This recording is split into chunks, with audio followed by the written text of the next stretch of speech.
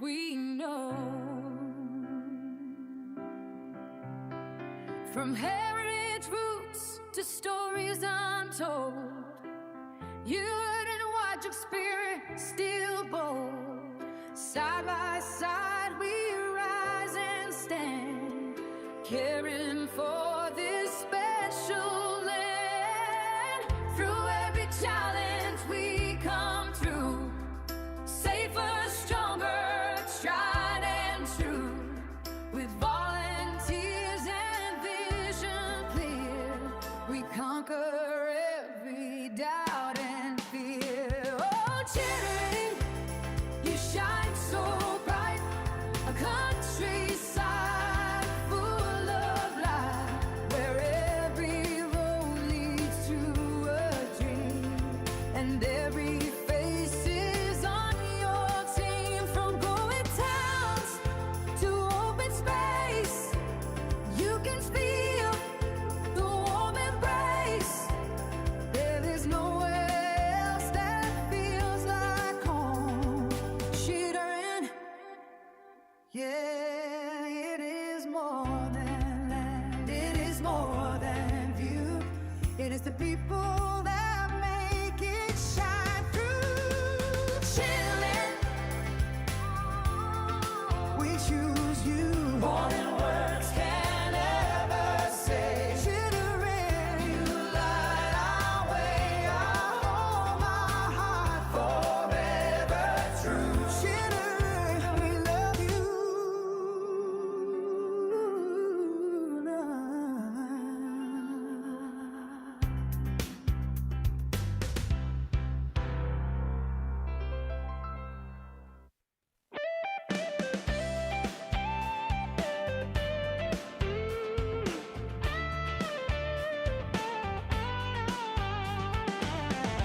Rolling hills by the highway line, the noon mornings feel just right. 7,000 hearts and growing strong, building dreams where we belong. From bushfire crews to country roads, neighbors lending helping hands. Every project, every plan is shaped by pride across this land. From the valleys to the sky so blue, there is a place where life feels true. You can feel it in everything we do. Oh, Chittering, you shine so bright, country living done just right. From sunrise gold to starry nights, this is where our future grows. With every smile and every hand, stronger hearts across the land. There is nowhere else that feels like home. Chittering, we know.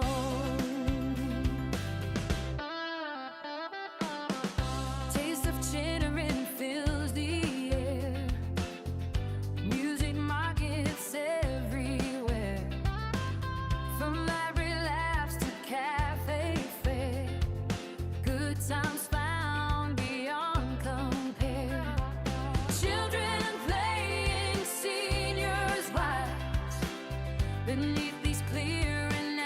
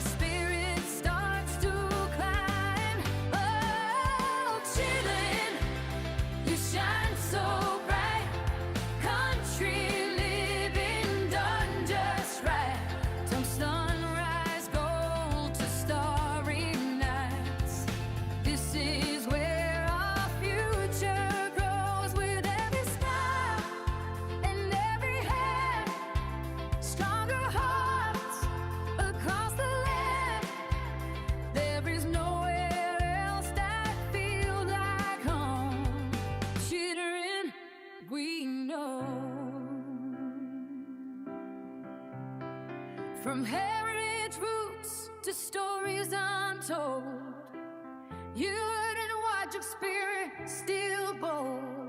Side by side we rise and stand, caring for this special land.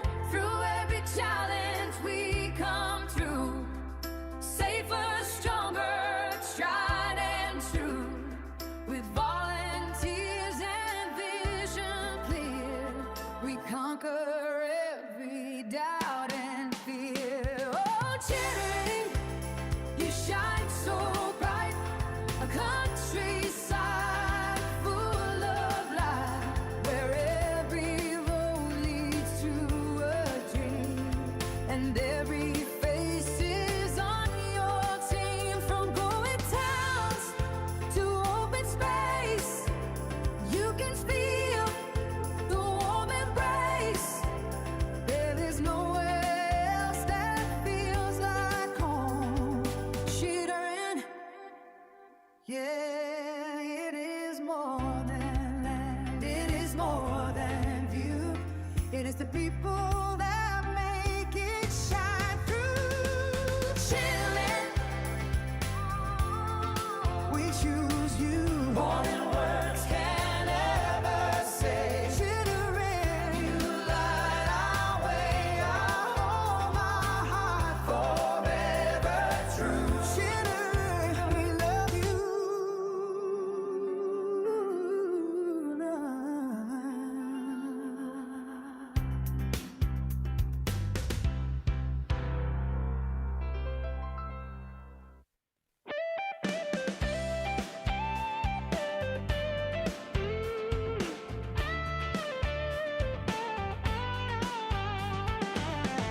Rolling hills by the highway line, the noon mornings feel just right. 7,000 hearts and growing strong, building dreams where we belong. From bushfire crews to country roads, neighbors lending helping hands. Every project, every plan is shaped by pride across this land. From the valleys to the sky so blue,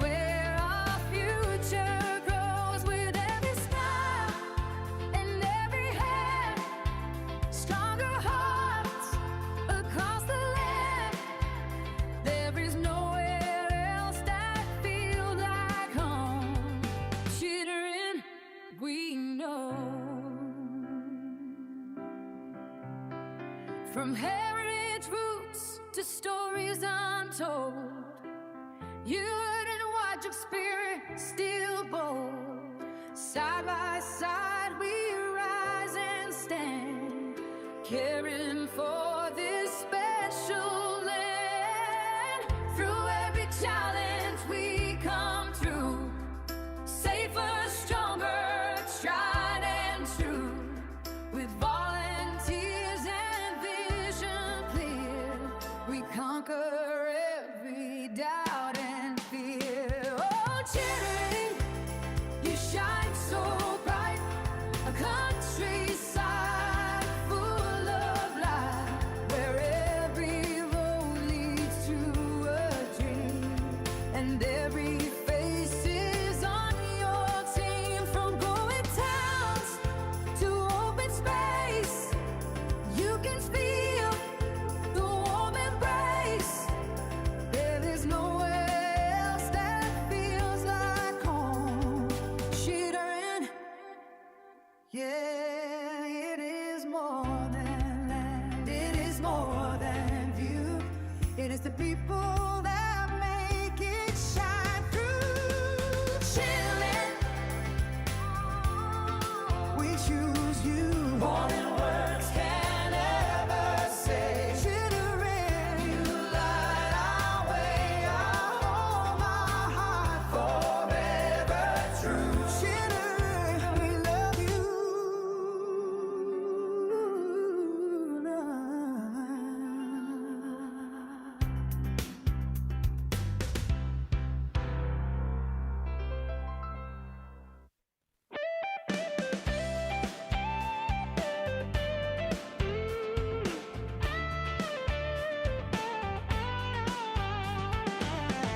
Rolling hills by the highway line, the noon mornings feel just right.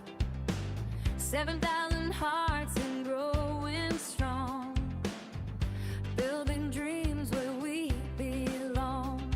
From bushfire crews to country roads, neighbors lending helping hands. Every project, every plan is shaped by pride across this land. From the valleys to the sky so blue, there is a place where life feels true. You can feel it in everything we do.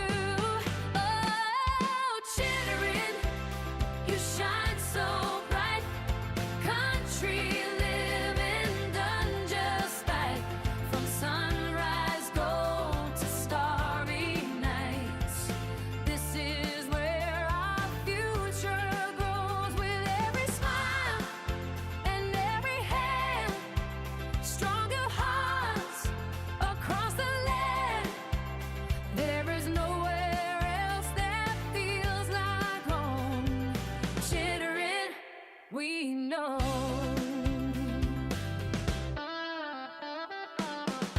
Taste of Chittering fills the air. Music markets everywhere. From library labs to cafe fare, good times found beyond compare. Children playing, seniors wise, beneath these clear and endless skies. Every moment a sweet surprise, reflected in our happy eyes. Through every season, rain or shine, you're a treasure so divine. Every spirit starts to climb. Oh, Chittering, you shine so bright, country living done just right. From sunrise gold to starry nights.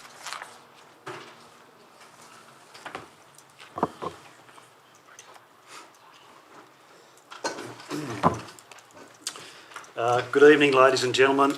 We wish to acknowledge the traditional custodians of the land within the Shire of Chittering, the Uad and Wadjuk peoples. we'd like to pay respect to the elders of the Noongar Nation, pardon me, past and present, who have walked and cared for the land. We acknowledge and respect their continuing culture and the contributions made to this region. Item 1, I declare the meeting open at 7 p.m.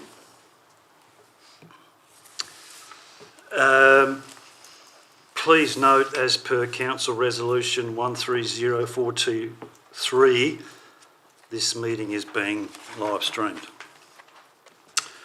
Item 2, record of attendance, apologies, approved leave of absence.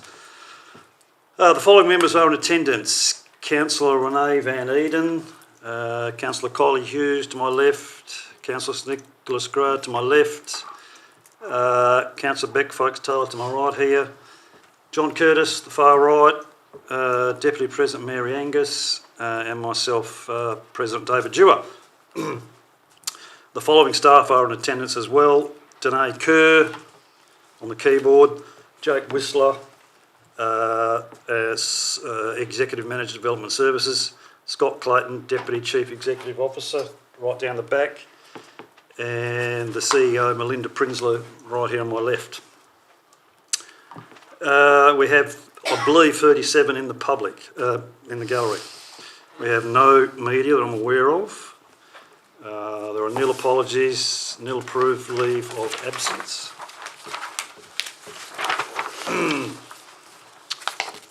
Councillors, are there any other additional attendances not previously advised? Can you please make Danae aware of those, if there are any? It's pretty important, so make sure you're clear on that.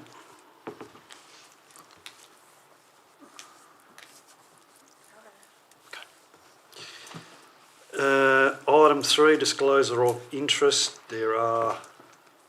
Council, is there any more or any disclosures of interest to bring up? No. Okay, I'll move on to item 4, public question time. I'll just give you a quick rundown of how this works. Big crowd here tonight. Generally, it's limited to 15 minutes in total. Each member of the public is limited to 2 minutes to ask their questions. Questions will be limited to 2 per person. They must state their name, address, and then ask their question. So we'll move on to PQTO1. Question from Mark K. Bindoon. Question 1. Oh, sorry, Mark. Thank you. My name is Mark Kay. I reside at 157 Grey Road. My questions are regarding the development application for the proposed bakehouse relocation at lot 89 Cornwall Street, Bindoon. Mark, can you just step up to the dates to see the microphone? I'm sorry, it's just for the live streaming that it won't pick up from there. My questions are regarding the development application for proposed bakehouse relocation, lot 89 Cornwall Street, Bindoon. Has Council agreed to lease this land to the applicant, and if so, on what date was such an approval given, and what are the terms of the agreement? Thanks, Mark. We've got a response here. I'll just read it out now. No, there is no lease agreement in place. At its council meeting on 20th November 2024, council resolved to provide in-principle support for leasing land on lot 89 Kumar Street to allow the proponent to commence investigations into establishing the bakehouse business on the site, which includes seeking development approval. So that's always been. Okay, thank you. And my second question, can an applicant seek development approval for development on the land where tenure is not confirmed by the way of lease, ownership or some other means? Okay, we'll provide you with our response. An applicant can seek development approval on land if the landowner has given consent for the development application being lodged. In the instance of the bakehouse development application, the Shire has signed the development application form as the landowner. In order for council resolution of 20th November 2024 to be fulfilled, as determining whether development approval will be granted or not forms part of the applicant's investigation. So that's that response. Thank you. Thanks, Mark.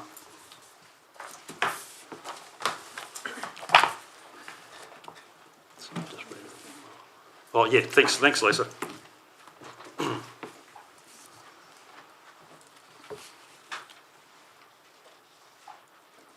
Thank you, councillors and staff. My question also is in regard to the development application for the bakehouse. Noting that the land in question is owned by the Shire of Chittering, does the Shire enter into a lease with the applicant constitute a major land transaction in accordance with section 3.59 of the Local Government Act 1995? Thanks. We've got a response here. The grant of lease by the Shire constitutes a land transaction for the purposes of section 3.59 of the Local Government Act 1995. Based on the proposal currently under consideration, it is considered unlikely that the transaction would meet the prescribed threshold for a major land transaction, and it may qualify as an exempt land transaction under the Local Government Functions and General Regulations 1996. A final determination can only be made once the terms and value of any proposed lease have been assessed in accordance with the legislation. Will we be provided with the responses to these questions? Yes, they'll be in a minute. Yes. Thank you. So my second question is, if Council has approved a business case for the major land transaction, when will it provide statewide public notice of the business case for the purposes of public submissions? Thanks. Okay, well, we've got a response here. No determination has been made that the proposal constitutes a major land transaction. Should the proposed lease ultimately be assessed as a major land transaction under section 3.59 of the Local Government Act 1995, the Shire would be required to comply with all legislative requirements applicable to major land transactions, including the preparation of a business plan and the undertaking of the prescribed public consultation process before Council could proceed with the transaction. Regardless of whether the proposal is classified as a major land transaction, the disposal of local government property by lease of this type is subject to the relevant disposal of property provisions of Local Government Act 1995 and associated regulations, including public advertising requirements where community comment is invited. Thank you. Thanks, Lisa.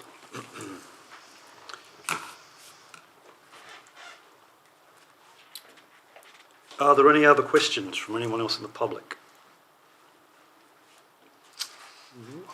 No. Mark, okay. Thanks. Thanks, Mark. So, Mark Campbell, Padderbock Road, Lower Chittering. Congratulations, Councillor Van Eden, on your successful election.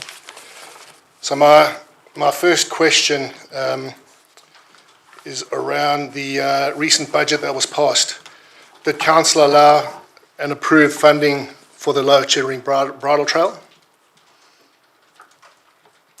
We'll take that on. So we can actually answer that. Okay. We did not include funding in the budget.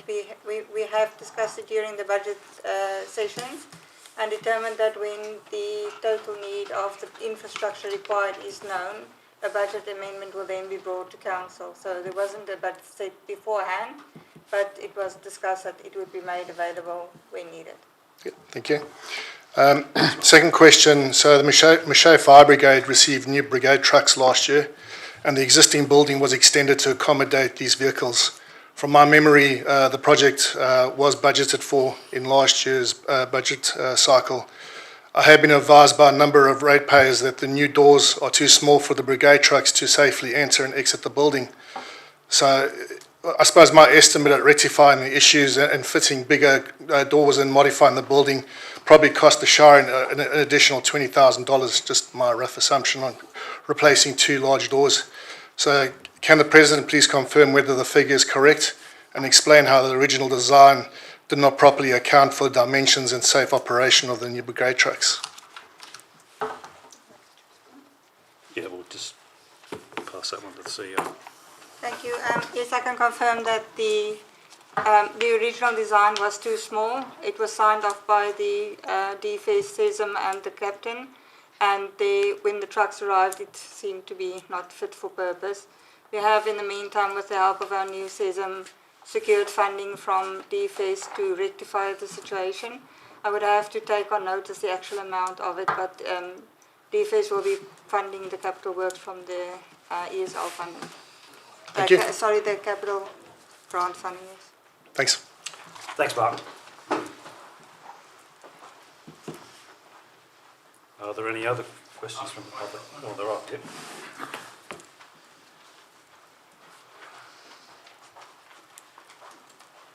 Hi, I'm Alan Barnes of 364 Forest Hills Parade, Bindoon. We wrote a letter to the Shire councillors today. I didn't know it had to be in yesterday. Mainly to do with older population in Bindoon. Like at Ernie's funeral, there must have been about 100 or more senior people of the district. Probably all of them own their own home. They're all getting older. None of them want to leave the town, but there's nowhere for them to go. So it was a way to have miniature houses, little houses like they have in Gingin, and maybe they can use equity on their house to put in a little house. I'm not thinking about a gymnasium and all that stuff, just a little street where senior people can live. A lot of them are widowed, some of them are couples, 1 or 2 bedroom, probably double lift transportables at a little street. And it's been going on for 20 years, nothing happens. And why can't we look at it? It doesn't have to cost the Shire anything. These people have got money.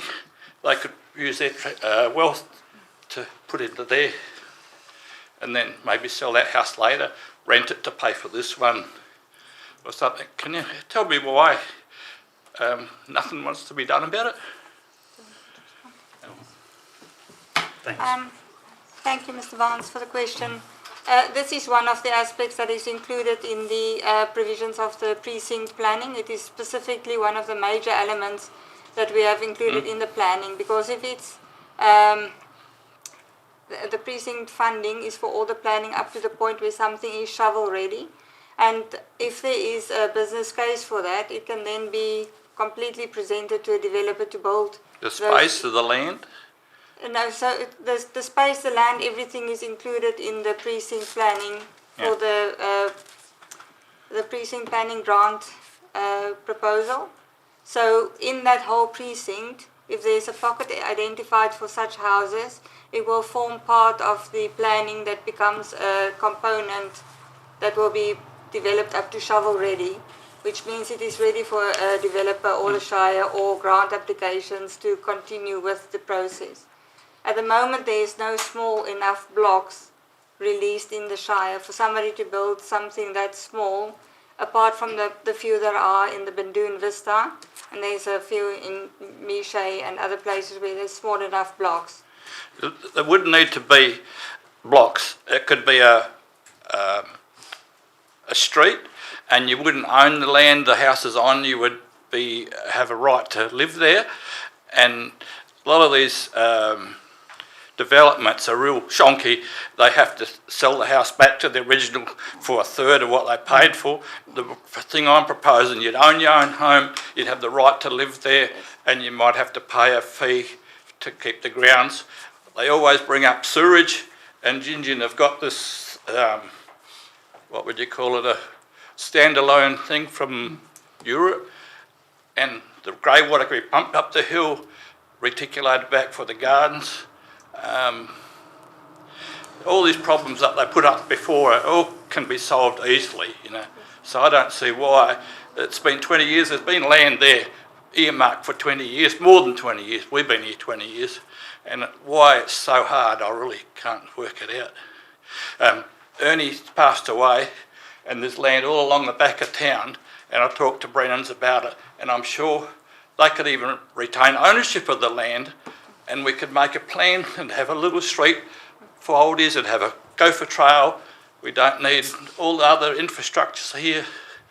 The people just want to stay in town, you know. And we did you get a letter from us today was probably too late. But all the oldies in town are your volunteers doing everything. We don't want to move, we want to stay here, you know. Have I said enough? Do you know what I'm talking about? Good, thank you.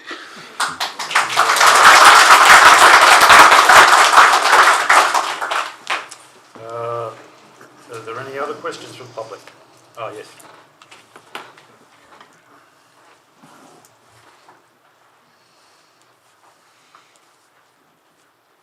Sorry, and I didn't identify myself before, so Lisa Kay, 157 Grey Road in Bindoon. My question is in relation to Alan's question, and Melinda, you just said that the aged housing is being considered as part of the precinct planning that you just held a community information session on.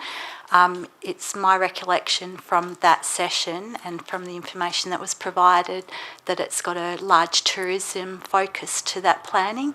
Is that correct? And where does the aged care housing fall into that? Thanks. There's several components of the precinct planning that were included in there. One of it was specific small housing. It was not tourism related. There's a whole caravan park aspect of it that there was a developer involved. That's a tourism aspect.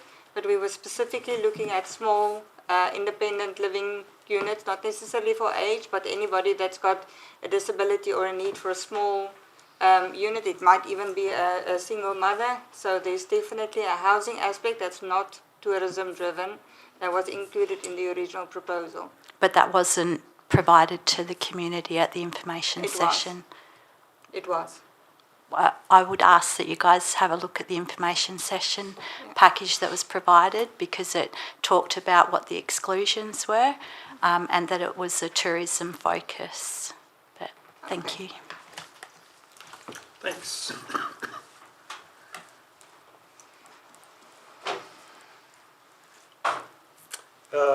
Any more questions from the public? Okay, thank you.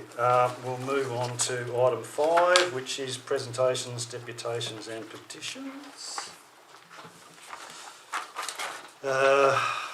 First we have Sabrina Davies, Lower Chittering, who is speaking on item DSO2, Lower Chittering Bridle Trail Network.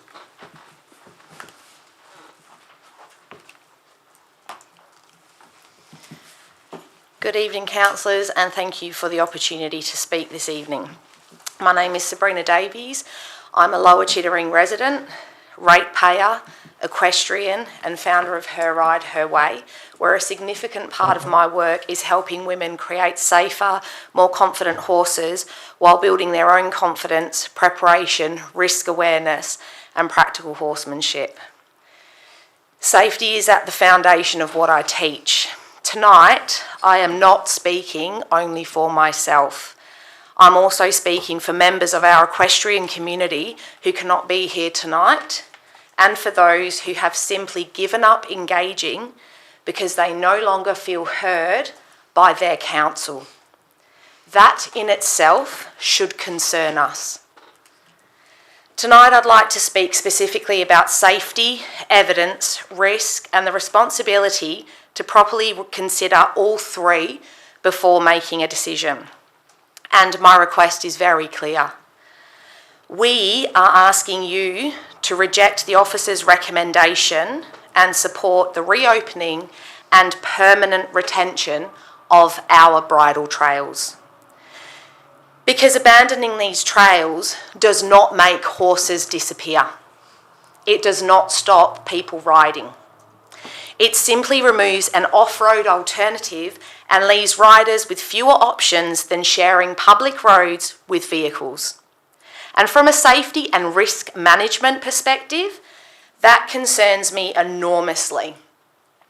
A horse is a large flight animal, and even the most experienced, well-trained horse can react to a truck, machinery, dogs, sudden noise, unexpected movement, or a vehicle passing too closely. As riders, we absolutely have a responsibility to prepare ourselves and our horses. Creating safer horses and safer, better prepared humans is a significant part of the work I do. However, we can train, We can prepare, we can create horses that are more confident and better equipped to deal with the world around them. But we cannot train away every external risk. And when a horse and vehicle come into conflict, the consequences can be significant, not only for the horse and rider, but potentially for every road user involved. So I'd like to ask Council a very important question. In considering the recommendation to abandon these trails, how has the risk of putting horses back onto public roads been assessed against the concerns associated with keeping the trails open? Because risk assessment cannot simply identify the risks associated with having a bridle trail. Surely it must also consider the risks created by not having one. If security is considered a risk, assess it. If privacy is considered a risk, assess that. If inappropriate access is considered a risk, assess that as well. But then assess the alternative. Where do the horses and riders go? And what risk does that create for them? And what risk does that create for everybody else sharing the roads? Because closing an off-road option does not eliminate risk. It just transfers the risk somewhere else. And in this case, that somewhere else is potentially onto our roads. This is not a hypothetical trail that never existed. We have the trails, the PAWs. They were trialled. The community, your community, used them.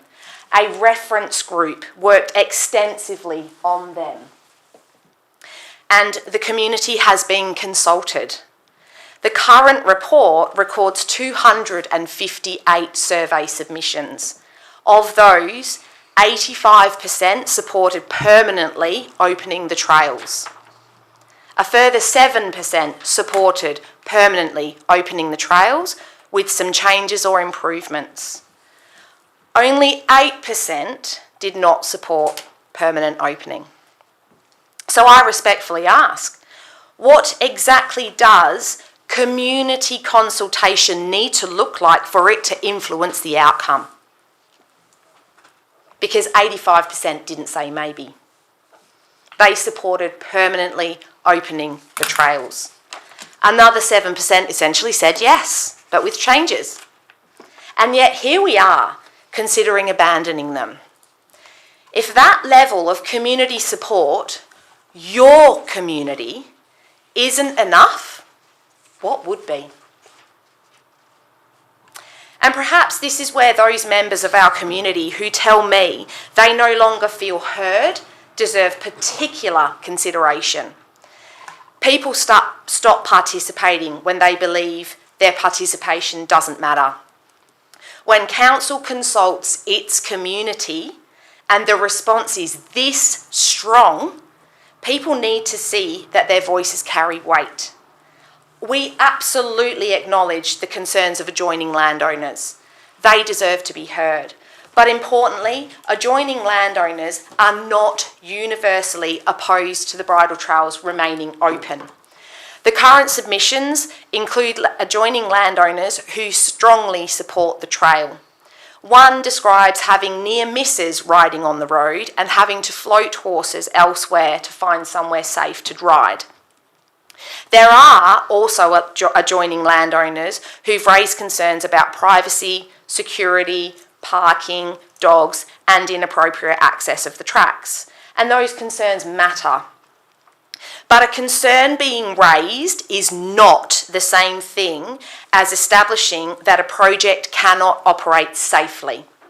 And particularly when it comes to security, I believe we need to distinguish between a concern and evidence that the bridle trail itself creates risk.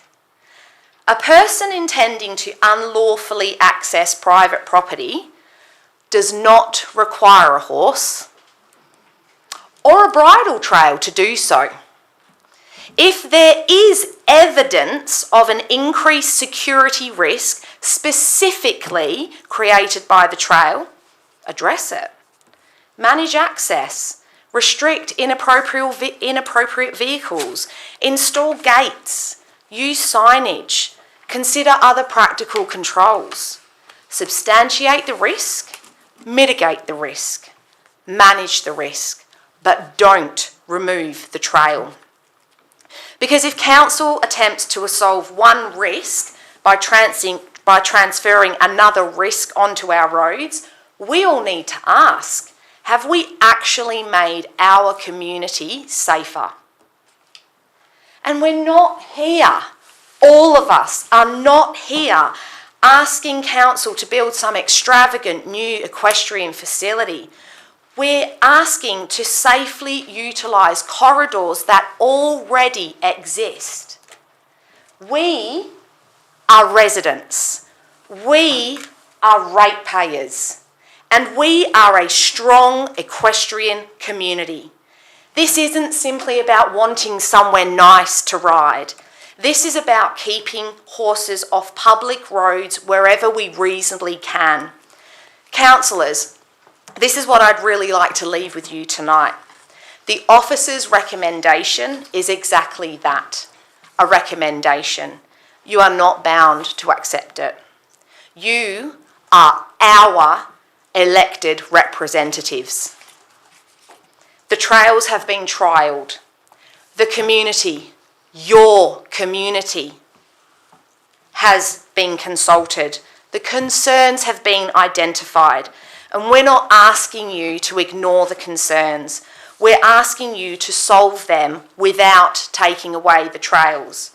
And before voting to abandon it, I ask you to satisfy yourselves that the risk of doing so has been given the same scrutiny as the risk of keeping it.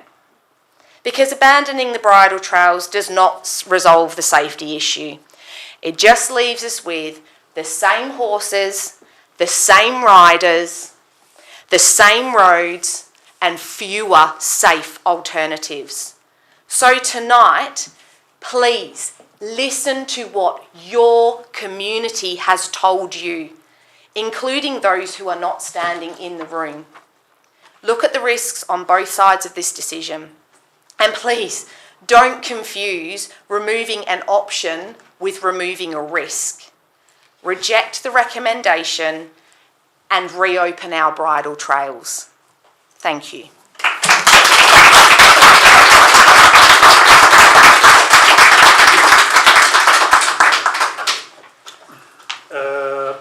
Move on to Natalie. Thanks.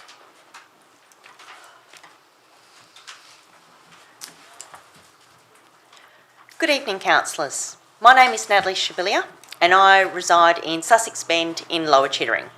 I've been a resident here for over 12 years.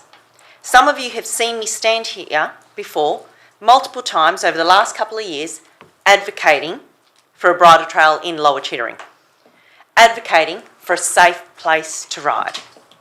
And we had it. Until the planning officer's recommendations to close it with the promise to find an alternative, knowing full well there wasn't one, was supported in December's council meeting. And now the same planning officer is asking you to vote to quash the idea altogether. Let me give you some more context on this recommendation before you vote tonight. The equine community has a strong presence in Lower Chittering. This was demonstrated by the results of the survey the Shire conducted at the end of the bridle trail trial. Of the 265 people who responded to that survey, 150 were from the Lower Chittering locality. And the results of the survey were very clear. 237 people supported the trail. 219 supported it in its current form, and another 17 supported it with changes. Essentially 237. Add them together, that's 92%. Only 20 people said no. 8%. Now, I do love statistics, so just to highlight facts detailed in the DSO2 report from December, the planning officer stated that adjoining landowners were given the opportunity to respond to the Merivale Downs and the Powder Bark trails. Only 3 landowners objected to each of the trails. 3. In the current DSO2 report that's included in tonight's agenda, there are only 2 landowner objections to the alternate trail. 2. But I'll come back to these numbers and the solutions. Because what concerns me most about this process isn't simply whether we get the bridle trail. It is who is being heard and what is being done about the safety of the people who aren't being heard. It feels like the privacy concerns of the 3 adjoining landowners are continually being given more weight than the safety needs of hundreds of people in the community. I understand that adjoining landowners have concerns, and I'm not saying that their concerns don't matter, but we have solutions to these concerns, and they're not being heard. I'm asking Council to look at the whole picture, and particularly at the safety consequences of not providing a safe alternative that is there, readily available. First, let me talk about the reference group. The reference group worked well. We worked with the Shire to open the trail, we listened to community concerns, we developed solutions where issues were identified. After the initial teething problems, the trail worked wonderfully well. The security cameras that were installed proved effective in minimising unauthorised use of the trail. This was supported by the testimony of a mounted police officer who lives along the trail and spoke during her deputation here at the December Council meeting. There were very few complaints throughout the majority of the 12 months. Following the overwhelmingly positive survey results, planning officers then consulted directly with those objectors, and that is where things changed.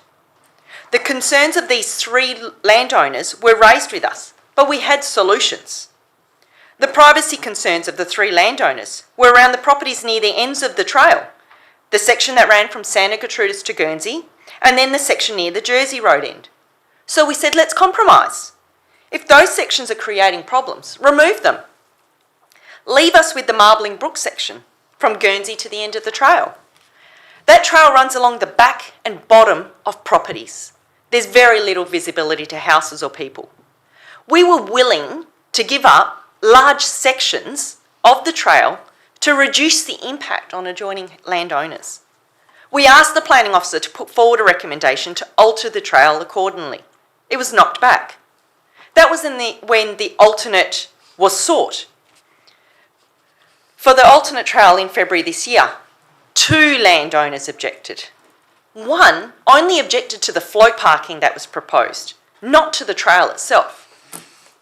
So we're down to 1 landowner objecting to a very shortened, restricted trail. So we say, fine, we don't need float parking. Nearly 80% of the people surveyed said they would be willing to simply walk their horses to the entrance. Again, we were willing to compromise, because at the end of the day, yes, a bridle trail would benefit the greater and neighbouring communities. But primarily, this is for us, our Lower Chittering residents. Our neighbouring friends would probably park at our properties anyway. But this is where safety issues becomes even more important. Let's talk about Lower Chittering. Lower Chittering has changed. Our population has increased significantly, especially with the Merivale Heights development. We now also have some amazing restaurants and eateries in our Shire. Landing 7, the Moustachery, and we have this wonderful new road that connects us to these businesses, and they're on our doorstep. I think it's fantastic that our local businesses are doing so well.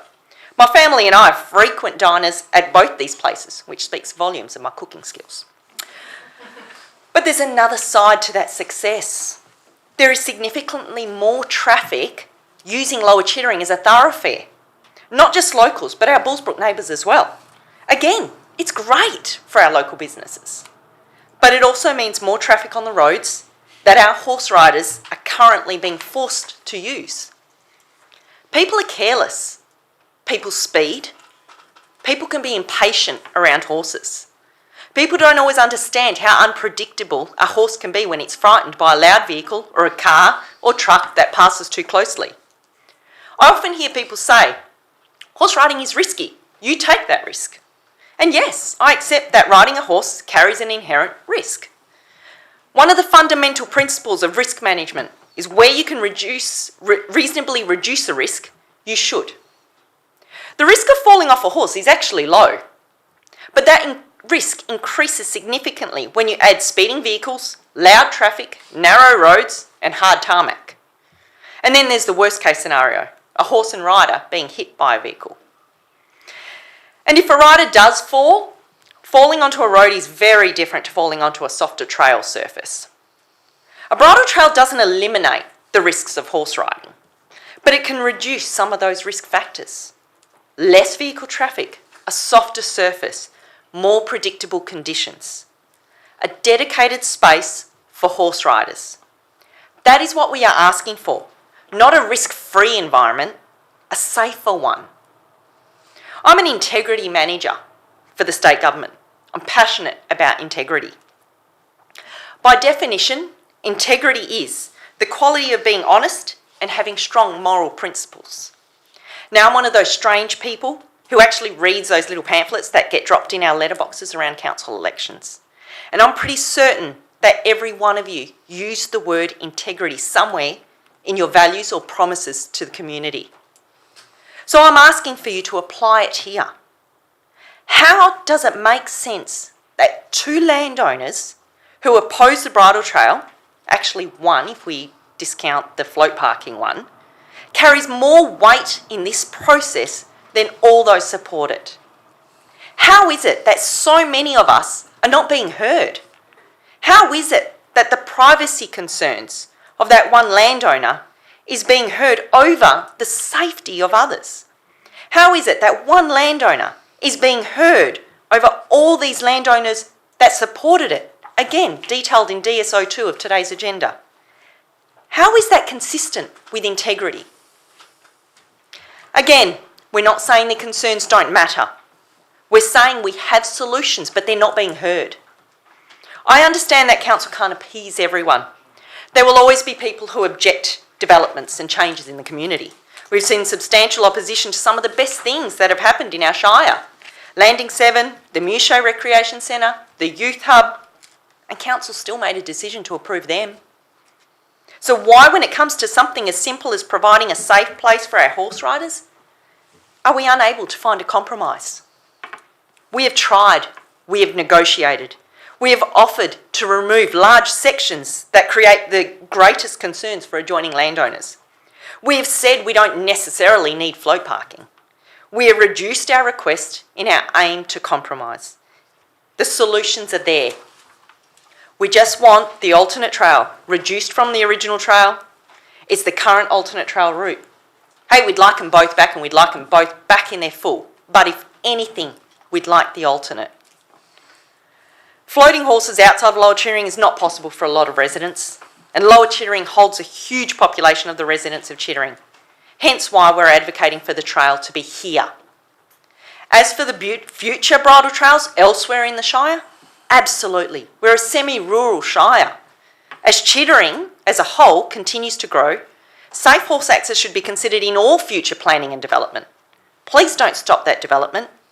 But right now, we are asking you to give us one safe place in Lower Chittering. It's already there. It doesn't need to be built. It runs along the back of properties, away from traffic. We are asking for that one small, practical, safe place. Councillors, you don't have to simply approve or reject the planning officer's recommendation tonight. You've got the ability to make your own recommendation. You've got the ability to find a compromise, and I implore you to do that. But please, keep the trail, keep the trails, open them again. We residents voted you in to be our voice. So please listen to us horse riders and the majority of the community. Show the integrity that you all promised. Thank you.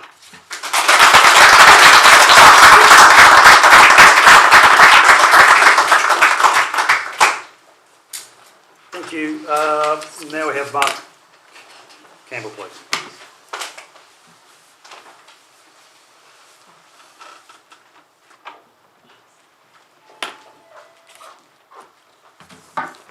Thank you, councillors. Thank you, Sabrina and Natalie. I have to kind of edit everything because I don't want to regurgitate what you've said, but I'm definitely not a horsey person. Last time I rode a horse was 36 years ago, so To me, it just makes good community sense to have a bridle trail down in Lower Chittering. I've been in the area for 10 years, and people have been begging for a bridle trail. To me, it makes sense to have a good community asset. So I'm going to jump around. Like I said, I don't want to regurgitate what was said earlier. But to me, the reference group, which I was part of, is disappointing and to a degree disrespectful to the community members who volunteered their own time to participate in this reference group for 2 years. These were residents who turned up in good faith, contributed ideas, reviewed options, and genuinely tried to help a trail that balanced the interests of horse riders and residents and the wider community. They were a big help. They were really trying hard to find a solution. So tonight's recommendation effectively tells these volunteers that despite all the effort, the preferred outcome is simply not to proceed. So pretty much jumping to the second bullet point, the second recommendation, which in the officer's recommendation is to acknowledge the strong desire from the community to have access to the bridle trail and incorporated dedicated trails in the future rural residential subdivisions within the Shire of Chittering when and where possible. So that was the second point in the recommendation. What makes this even harder to accept is that tonight's agenda actually provides a real example of how seriously the Shire is delivering on future bridle trails. So if you do hang around to CS 030826, Council has been asked to establish a reserve account to receive $185,000 in public open space, cash in lieu of contributions for the new 51 lot subdivision in Bindoon called Endeavour Estate. The reason the payment is being made is because no public open space is being provided within the subdivision itself. So this is rural residential property, and there's no allowance for rural so no public open space, no local park, no bridle trail, actually no meaningful recreation assets within walking distance for people who live nearby. Instead, those future residents will indirectly contribute funds by purchasing their blocks that may be used to improve infrastructure at the Bindoon Mountain Park, which is 5 kilometres away from the actual estate, which is actually one of the officers acknowledging that this is under consideration. So how can the community be expected to believe that future subdivisions will deliver bridle trails when we are approving subdivisions with no public open space and discussing spending the resulting funds on community differential recreational infrastructure elsewhere? It perfectly illustrates the problem with recommendation 2. Tonight, councillors, you have a choice, either to listen to a majority of the residents or go ahead as the officer's recommendations. But I urge you to reject the officer's recommendation and directly offer to return to an alternative alignment or alternative solution that allows for a bridle trail to proceed. Thank you.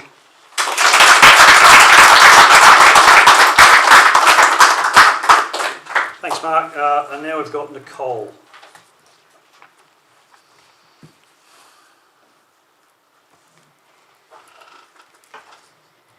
Thank you, councillors, for the opportunity to once again speak in front of you and on behalf of our community.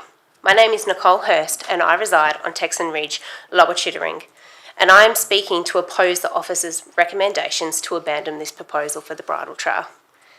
And at the risk of sounding like a broken record, I am going to repeat everything that has just been said because it is clear that it is not being heard and it is not being taken aboard.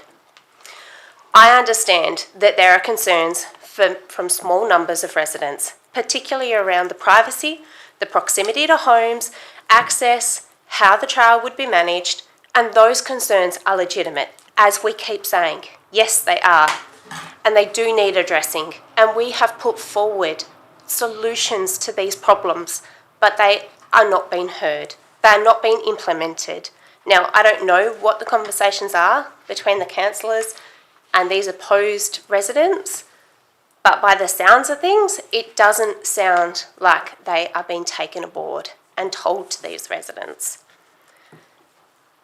Neither are the safety concerns around the horse community, which we have raised multiple times, so that we can have this bridle trail and be safe doing a sport that we love.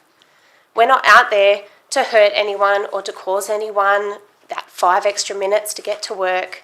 We just want to be safe in doing what we're doing in the community. And no resident should feel that their privacy, safety, or enjoyment of their property is being diminished. As one of the active members in the Bridle Trail Committee, we have received and given solutions to these issues.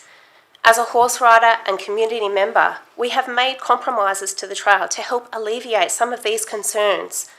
What have the residents that oppose this done? Have they given anything, or have they just said flat no? I respectfully ask that the council not treat those concerns as a reason to abandon the proposal altogether. I believe they are reasons to refine the proposal and to keep working with the community. The horses and riders in this community will not simply disappear just because you say no. Without a safe and designated route, local riders will end up back on the roads again.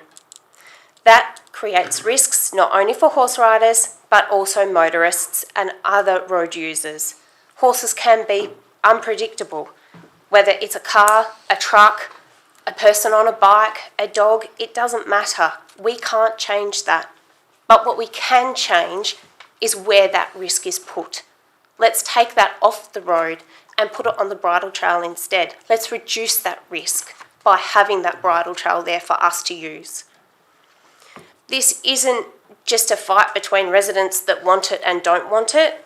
It's actually a road safety and a community planning issue that needs to be addressed. Lower Chittering is growing. As many people move into the area, the traffic increases, the need to plan for different users becomes more important, not less. If council wants to wait until it's further built up and the opportunity to provide a safe and sensible bridle trail may become far more difficult, far more expensive, and be a lot less and may be lost completely. A properly planned trail gives council the opportunity to manage the issue in a controlled way. The route, the access, signage, setbacks, screenings, vegetation, conditions of use. Where privacy is a concern, the alignment can be adjusted. Where residents are directly affected, targeted consultation could occur. Where behaviour or compliance is a concern, clear rules, monitoring and enforcement options could be enforced. During the previous trial period, cameras and management measures were discussed, implemented and understood to have a positive impact. That shows there are practical tools available at our disposal. If there are gaps in the current proposal, then let us identify them and fix them. Don't put us in the too hard basket and abandon your residents. We are calling on you councillors to hear your ratepayers with what matters to us. I ask the council to consider the border character of Lower Chittering. This is a rural community. Horses, trails, open space, outdoor recreation are part of what many people value about living here. A bridle trail supports that rural identity while also managing growth in a responsible way. There are also the wider community benefits. A safe trail encourages recreation, well-being, connections between residents and outdoor activity. It may also support local businesses as horse owners do travel to areas where they're safe and enjoyable places to ride. I understand the current proposal may not be perfect, but very few community projects are. The role of council respectfully is not only to identify problems, it's also to help find a workable solution. This does not need to be a choice between ignoring privacy concerns or losing the trail. There is a middle ground to be found somewhere.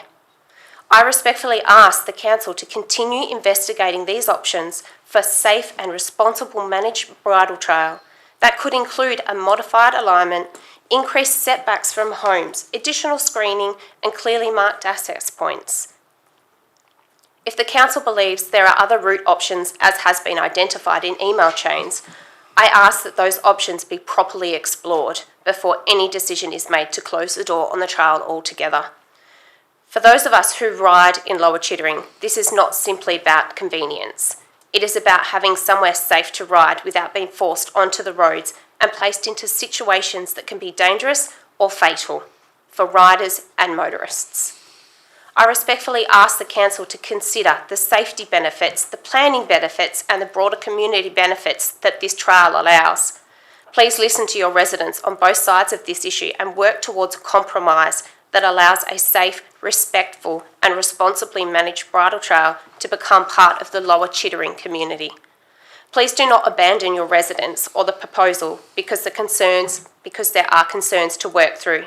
This is exactly the type of issue that needs careful planning and compromises on both sides. Please do not abandon your residents. Thank you for your time and consideration.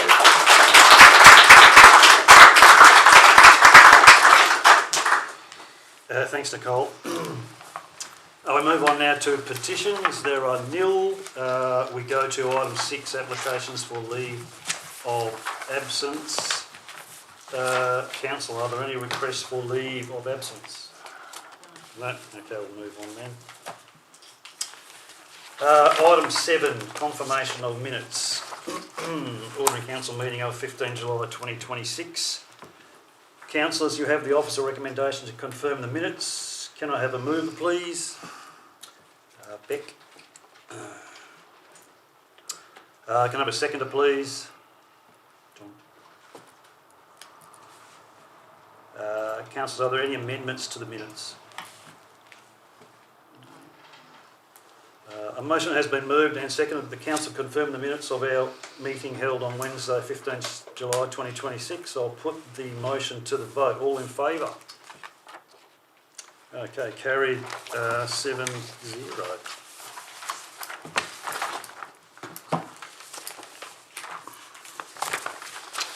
Okay, moving to item 8, announcements from the presiding member. There are nil. Item 9, reports. There are nil. We move to Development Services DSO 1, Local Planning Framework, Reports of Review.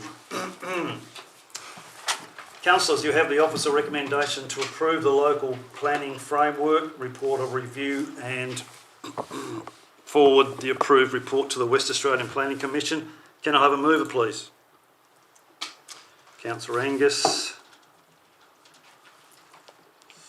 Can I have a seconder, please? Councillor Van Eden, thanks. Okay. Can I, yes, Councillor Angus, would like to speak to this item. Thank you. Only to say that this is the start of quite a long process of review of our local planning scheme, and I'm happy to support the officer recommendation. Thank you, Councillor Angus. Councillor Van Eden, would you like to talk to the officer recommendation? Nothing further to add. Nothing to add, thank you. Is there anyone speaking against the officer recommendation? No. Anyone speaking for the recommendation? Councillor Curtis. Just to add, Mr. President, this review, it just aligns with our council plan, which and the scheme number 6. Well, that was started in 2004 and it's outdated, so that's why we're adopting scheme 7. And it doesn't change our local planning strategy at all. So yeah, I support the officer's recommendation. Thanks, Councillor Curtis. Councillor Angus, you got a right reply here.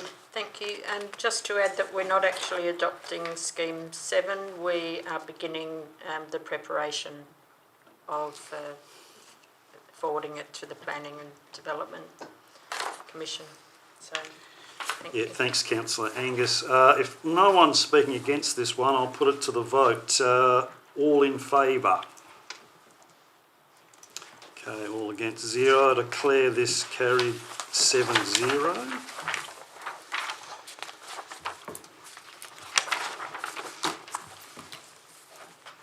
Okay, DSO 2, Lower Chittering Bridle Trail Network. Councillors, you have the officer recommendation to not proceed with the trail and to acknowledge the strong desire from the community to access trails. Councillors, you are also aware that Councillor Curtis has submitted an alternative motion that reads that Council, point 1, determined to proceed with the Lower Chittering Bridle Trail project on the trial route as provided in attachment 2 by making the proposed route open to the public on a permanent basis for the use as a bridle trail. Point 2, authorises pursuant to section 6.0 of the Local Government Act 1995 unbudgeted expenditure of up to $30,000 in the 2026-27 financial year for the installation of appropriate gates and signage along the approved trail route to identify the route as a bridle trail and emergency access way, and to deter the use of the trail by unauthorised vehicles. And point 3, to incorporate dedicated bridle trails into future rural residential subdivisions within the Shire of Chittering when and where possible. In accordance with clause 10.1 of the standing orders, we will now first consider the officer recommendation. Can I have a mover for the officer recommendation? I have a mover, Councillor Nick Greyer. Could I have a seconder, please? Councillor Kylie Hughes. Thank you. Okay. Would you like to, Councillor Greyer, would you like to speak to the officer recommendation? Yes, please. I'd like to add or amend it, if I may, as well. Put an amendment forward. Yep.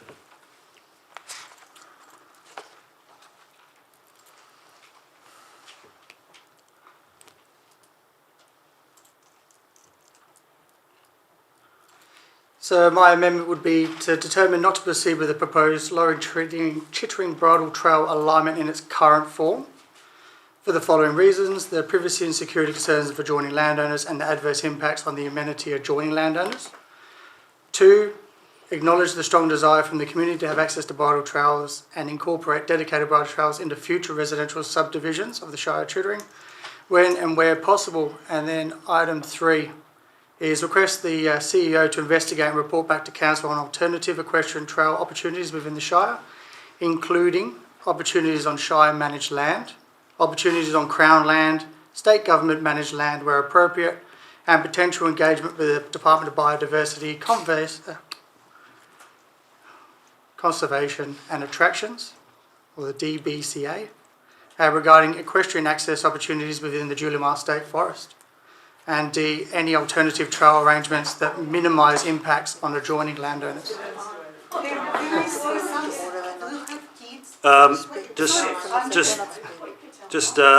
Gallery, please. You can't interrupt when a councillor is speaking, please. Okay, that's fair. The same as what's on the screen? I don't think it is. Yeah, Shire managed One land. and 3, where's point 2? That's just the amendments. Oh, okay. Yeah.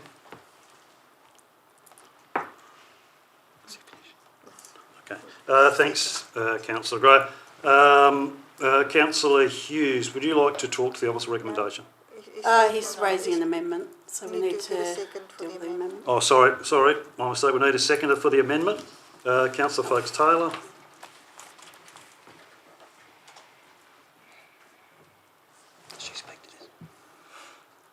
now we can speak to it. Councillor Gray. Councillor Greyer. So, thank you, President Jewell. Firstly, I want to acknowledge the concerns raised on both sides of this issue. I believe privacy, security and amenity concerns raised by established adjoining landowners are legitimate and need to be properly considered when we're looking at this infrastructure. I also acknowledge the concerns raised by the equestrian community, particularly around access to safe off-road riding opportunities and the interaction between horses and vehicles of our local roads. What is very clear is that there is a strong community demand for equestrian infrastructure within our Shire. The difficulties we've encountered with the current trail don't mean we should stop pursuing that objective. They mean we need to find the right location. That's the purpose of my amendment. Rather than concluding the search based on the options investigated to date, I'm asking the Council to broaden the investigation That could include opportunities of Shire managed land, Crown or state government managed land, alternative trail arrangements within Lower Chittering that minimise the impacts of adjoining residents, engagement with the DBCA regarding whether suitable equestrian opportunities may exist elsewhere within our state forests. I believe this gives us a balanced way forward. It recognises the legitimate concerns of established landowners while also recognising the safety and access concerns being raised by the equestrian community. For me, this isn't about choosing between landowners and horse riders. It's about finding the right place for this. Thank you. Thank you, Councillor Greer. Okay, we go to Councillor Fox-Taylor. Would you like to speak to this, please? Thank you, President Dewar. I support Councillor Greer's amendment. It recognises the legitimate concerns of adjoining landowners while still responding to the strong community desire for equestrian trails. Importantly, it keeps the door open by asking our CEO to investigate alternative trail opportunities on Shire land, Crown land, and through engagement with DBCA for Julimar or such locations, so we can find options that minimise impacts on residents and still deliver a safe, accessible equestrian network for our community overall. Thank you. Thank you, Councillor Fox-Taylor. Okay, so we move on now. Anyone speaking against the amendment? Councillor Angus. Thank you.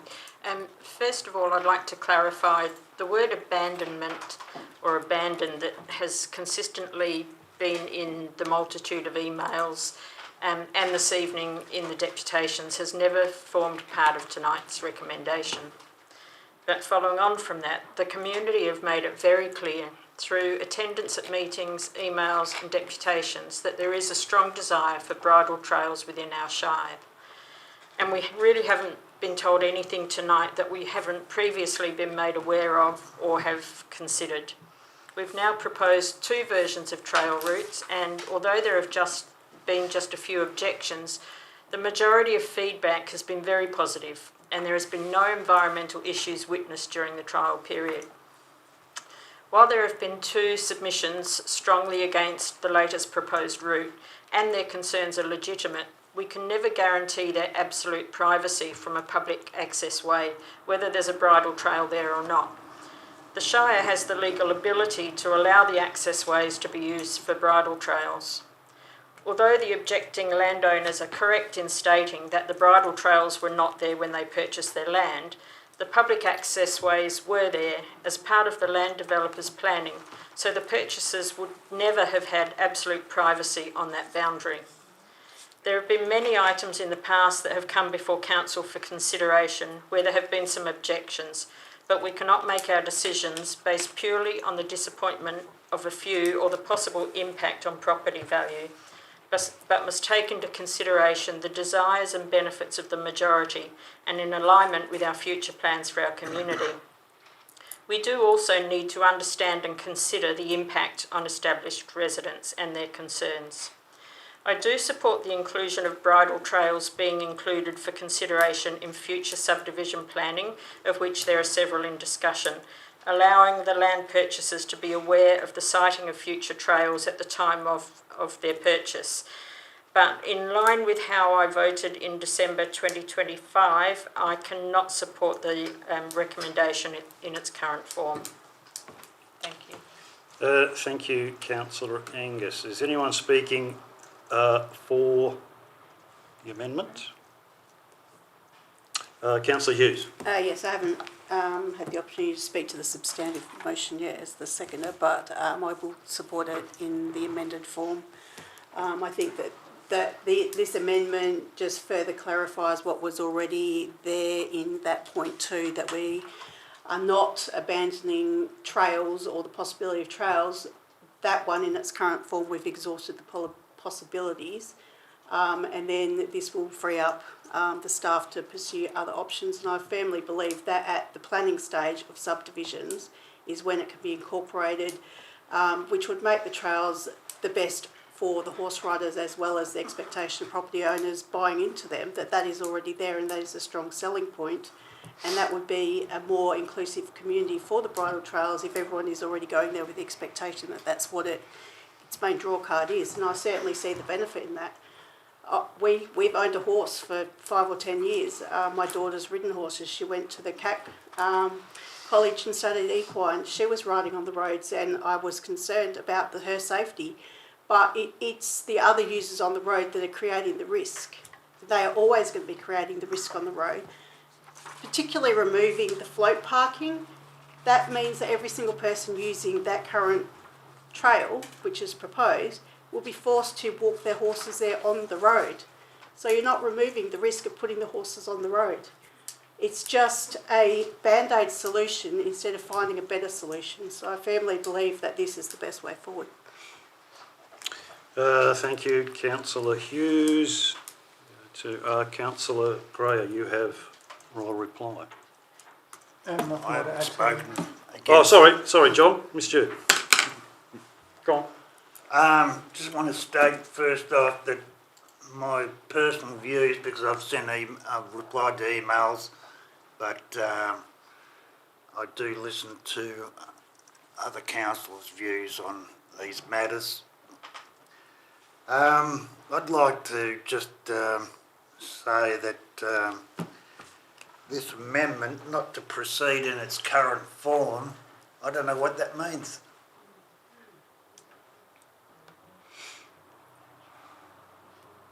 Can I spend standing orders and find out what this means? I don't know. I can tell you what. So I was talking about the trail that's been put before us, the one with the landowners objecting to it. That's the one I was talking about. Yeah. So if we can, and that's what we're saying in point 3, is if we can find alternatives, if we just take that landowner out and everyone's happy, then that's something we can get across the line. What I meant was the actual trail that's there, that has people objecting to it, landowners objecting, we should stop that. I think yeah. But then... can the gallery please be quiet? So that's what I was talking about, the current trail, and then we can look at how we can go around, especially in Lower Chittering. If we can find the alternative ways, especially that the public have been talking about, that can be put forward, and then there's no one, then we can move on. We can get something done.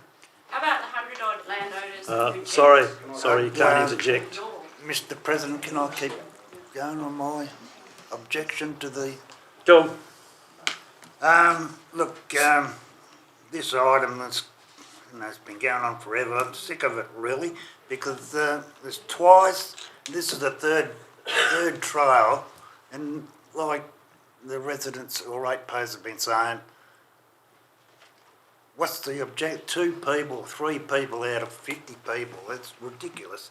Anyway, these fire breaks or poor public access way, the name suggests it's open to residents to enjoy recreational pursuits, such as walking, bike riding, bird watching, whatever you want to do.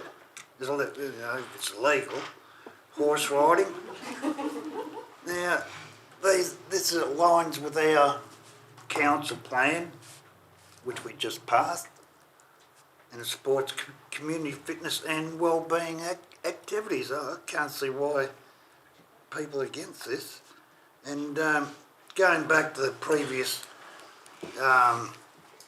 council decision back last year, well, stated that the reason why it was cancelled was because of security, privacy. Now, to me, for security, if you have horses around, who's going to, that's like having your own policeman. It's not going to, people on motorbikes would be the ones who go around stealing stuff out of people's backyards, not horses. People on horses, where were they going to take their stuff on a horse?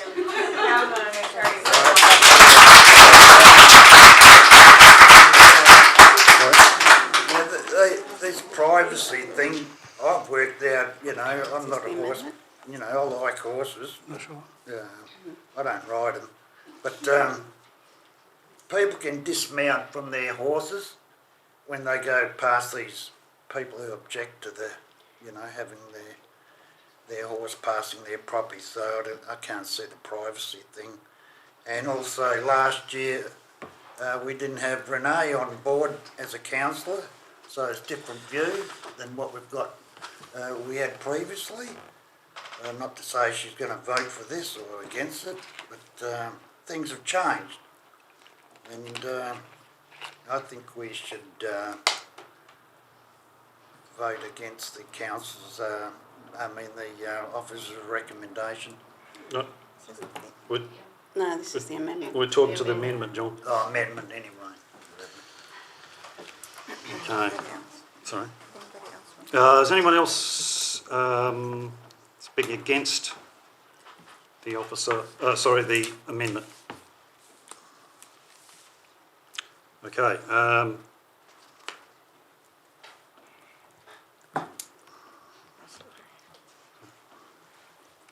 Councillor Greyer, do you have a right of reply? No? No, I have nothing more to add to that. Okay, so if everyone's not speaking against the officer recommendation, I'll put...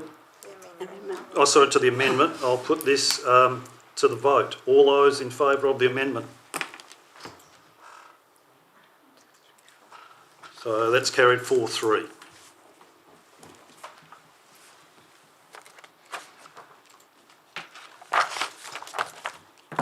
Okay, we move on to technical services. There are nil. Yeah, now on to the substantive motion, and the Councillor Gray is still speaking to this substantive motion, and then Councillor Hughes. Okay. Yeah. So I think the amendment now gives us a sensible and balanced way forward. So it acknowledges the concerns of adjoining landowners and the findings of the officer's report, while also recognising the clear demand for safe equine infrastructure within our community. Importantly, we're not deciding where the future trail should go tonight. We're giving the administration the opportunity to properly investigate all of the available options and bring those findings back to council. So I believe that's the appropriate way forward. I'm happy to support the substantive motion. Thanks, Gallery. Councillor Hughes. Thank you, Councillor Dewar. I just do have a point of order. I'd just like to clarify some other comments that were made. Probably a question for our Executive Manager of Development Services, potentially. These public access ways, how are they gated and signposted and shown on maps? Are they shown as a pedestrian access way or an emergency service vehicle access way? No, are they ordinarily locked? The pedestrian access ways, that's a term that was used by the surveyors during the historical subdivision with the intent of them being emergency access ways for the public to use them in the event of an emergency. So that's their intended purpose. And just to clarify, a portion of the secondary route around the Marbling Brook are not PAWs, portion of the freehold land. So there's not a given right that they are immediately open to the public for pedestrian access. Thank you. So it's fair to say that people purchasing those blocks originally didn't have the expectation that they would be open to the public. The expectation was that they were locked and for emergency services vehicles, and I think that that is probably the basis of most of the objections, is that when those people purchased those properties, that was their expectation, that that land was not going to have people riding past, walking past. It's not just as a bridle trail. Originally it's not supposed to be even walkers going along there. So people have just walked, over time started walking around the gates and things like that, but that's not what it was marketed as or is its current advertised purpose. So I think it's important to clarify that the expectation of these homeowners when they, were doing the siting of their properties and how their houses were going to be faced, and they've spent hundreds of thousands of dollars on these properties. So potentially that is why their objections are given different weighting, because they literally do live there. Whereas people using the bridle trails are riding by and going. They don't have an invested interest. So I think that that's why for me, that's why those objections are potentially given more weight, because it does directly affect those people. Thanks, But Gallery. also, of all of the people that have responded, being 265, we've got over 2,000 residents in the Shire, so that's not the majority of the people. That's the majority of the people that responded to the survey. No, even people who Sorry. But we can't discount the people that didn't reply either. We need to represent all of the people, whether they replied or not to that survey. Sorry, Gallery, you cannot interject, please. And I'm not going to say that again. As I Thank said, you. we've been horse owners, and I live on Chittering Street in Mouchet, which is where Sandown Park is, and that's an equestrian facility. I understand the challenges. So I do understand your sentiments about safety, but I do believe that we can find a better solution. And proper planning would be at that subdivision stage to make sure that it's fit for purpose, and all of the people who are buying there have that expectation that that is what is going to be there. So I think that is, if there is time when it should be incorporated into the planning. Is there a time limit on Yep. this? I know. So, and we are not abandoning and discounting any of the feedback and the consultation. That is certainly still included into all of our strategic planning, as is any other Procedural motion. community. Can I ask that the motion be put, please? Again. Councillor Angus. I'd like the motion to be put, please. With no All in further. favour? Does that have a seconder for a procedural motion? Oh, No, does it? Does it have a seconder? Yes, can I have a second? Can I have a second, please? I thought it already had been, but anyway. Yep. Councillor Felix Taylor. And then it goes to an immediate vote. Okay, so we are All in favour? all in favour of the substantive... No. No? Are you ready? Please. All in favour of the standard motion? I think you do. All in, yes. All in favour of the fact that we're going to put this up. Let me just clarify this. When a motion is moved for the item to be put, it stops all of the debate on the item and it gets put. So the motion has now been moved and seconded that the motion be put, which means no further debate. You're just now going to first vote on the fact that you're only going to vote, not debate anymore on this item. And then secondly, you will be asked again to vote on the substantive motion as it is written there with the amendment already included. So the first vote you will be doing now is first to just vote that there will be no further debate on this item, but that it will be put to the vote. Okay, having listened to all that, those in favour, there'll be no more debate. Four. So we've got 4.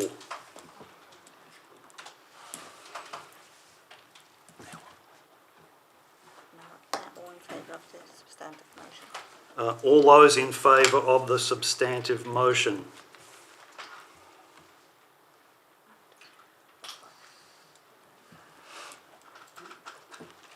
So that's 5-3. so that's carried 5-3. Oh, sorry, 4-3. 4-3. Sorry. We'll move on to the next one. Technical services. Well, we didn't vote. Okay, now we move on to technical services, which there are nil. I think we should do that vote again, because I thought Renee voted for it. Can we ride on the mountain bike trail? So it's 5-2, not 4-3. Renee, did you vote for this item? I just want to confirm. Can I change my mind? Yes. You voted for the substantive motion. So It's 5-2. Yeah, that's what I Okay. thought. 5-2. Okay, so we move on to corporate services. John, taking a vote. I didn't vote for this motion. No, but So all against, if you wanted to be, well, We're all against then. Who's against? Okay, sorry. Councillor Angus and Councillor Curtis are against. Please, can that be notified in the publication? It's compulsory for us to always Now you need to take I notice. just think All right, okay, so it just is not very democratic. we've rounded this one Anyone else that up. wanted to speak against it could have spoken. Okay, so we'll move on to corporate Maybe there was services. someone speaking, but anyway. CSO 1. List of accounts paid for the period ending July 31st, 2026. Councillors, you have the officer recommendation to receive the list of accounts. Can I have a mover, please? Thank you. Didn't send them. Can I have a seconder for that one? I thought that they were being deferred to next month. No, just the monthly financial. I'll Councillor Angus seconded. Thanks, Councillor Angus. Okay, Councillor Folkes-Taylor, would you like to? Thank you, President Dewar. I support the officer recommendation. The list of accounts paid has been presented in accordance with our requirements, is transparent and accurately reflects all payments for the period ending 31st of July 2026. I'm satisfied with the information provided and support receiving the report. Thank you to the administration for the thorough preparation. Thanks, Councillor Folkes-Taylor. Councillor Angus, we'd like to talk to this one. Just to say that I didn't see anything out of order. Thank you. Thank you very much. Anyone speaking against the recommendation? No. Anyone speaking for? Councillor Curtis? Just a query through the chair. Could you ask the CEO what this cloud, the cloud, there's something there, cloud. I don't know. The cloud? The cloud. There. Oh, McLeod's the lawyers, is it? No, the cloud up there. Oh, the software. It was $7,000. I don't know what that's for. Is that our storage? Yes, it could be, wouldn't it? Yeah, the cloud storage. We do have cloud storage, I don't know whether that's the line place. So I'd have to confirm whether that is the exact amount for it, but the only cloud stuff we do is storage for our systems information. And is that for a month? $7,000 a month? Yeah. Yes. Do we need that much space? Must do. So I think maybe if you want me to elaborate a little bit on No, that. I was just wondering. We used to what have it was on-premises servers, which needed to be backed up and taken over to across the road, and the servers became end of life, and we found that it was cheaper to have cloud storage that then adheres to all of the anti-hacking and all of those requirements from our IT due diligence. And with that comes all of everything we do now is in the cloud, which means all of our historical data, all of our records, all of our everything is in the cloud at the moment. So this whole place is everything forever that's stored in the cloud at the moment. And I can't understand it, but I trust what you've saying. Thanks. Don't we all? Thanks, Councillor Curtis. Councillor Folkes-Taylor, get a right reply here on this one. I have nothing further to add, thank you. Okay. If no one speaks against, I'll put this to the vote. All those in favour? Okay, that's 7-0. That's pretty clear cut. Moving on again, CSO 2, Musho Recreation Centre Electronic Scoreboard Memorandum of Understanding. Councillors, you have the officer recommendation to require the execution of the MOU between the Shire, Musho Senior Cricket Club and Chittering Junior Football Club for the electronic scoreboard at the Musho Rec Centre. Can I have a mover, please? Councillor Folkes-Taylor. Nice. And can I have a seconder, please? Get me out, Councillor Angus. Thanks, people. Okay, Councillor Folkes-Taylor would like to talk to this one. Oh, thank you, President Dewar. I support the officer recommendation as the scoreboard is already installed and operating on Shire-managed land, and without a signed MOU, the Shire is exposed to avoidable governance, financial and liability risks. The responsibilities for operation, maintenance, repairs, replacement and insurance have been clearly communicated to the clubs throughout the project, and it is reasonable to set a final deadline for execution of the agreement. Establishing this deadline and suspending use if the MOU remains unsigned protects the Shire's interests, ensures accountability and aligns with our risk and asset management obligations. Thank you. Thank you, Councillor Felix-Taylor. Councillor Angus, do you want to talk to this one? Yes, thank you. Along similar lines, I believe it's really important that we support this recommendation to set a deadline to execute the MOU in regards to the electronic scoreboard at the Muche Rec Centre. The scoreboard was funded for the cricket and football clubs through external funding after 2 failed applications through our Community Assistance Grants and Scholarships program. These failed applications were not successful as the Shire took into consideration the long-term operational maintenance and repair and replacement implications associated with the proposed asset. The cricket club were part of the on-site discussions where there would need to be a building approval and agreement or MOU prior to installation, an agreement which would document the responsibilities and liabilities associated with the scoreboard on Crown land vested to the Shire. However, works commenced prior to either of these requests being fulfilled. Without the MOU, the Shire becomes responsible for operation, maintenance, renewal, upgrade, disposal and all financial impacts. The scoreboard is a nice to have for the cricket and football clubs, externally funded and commenced operation without the requested and required executed agreement, which exposes the Shire to avoidable operational and financial risks.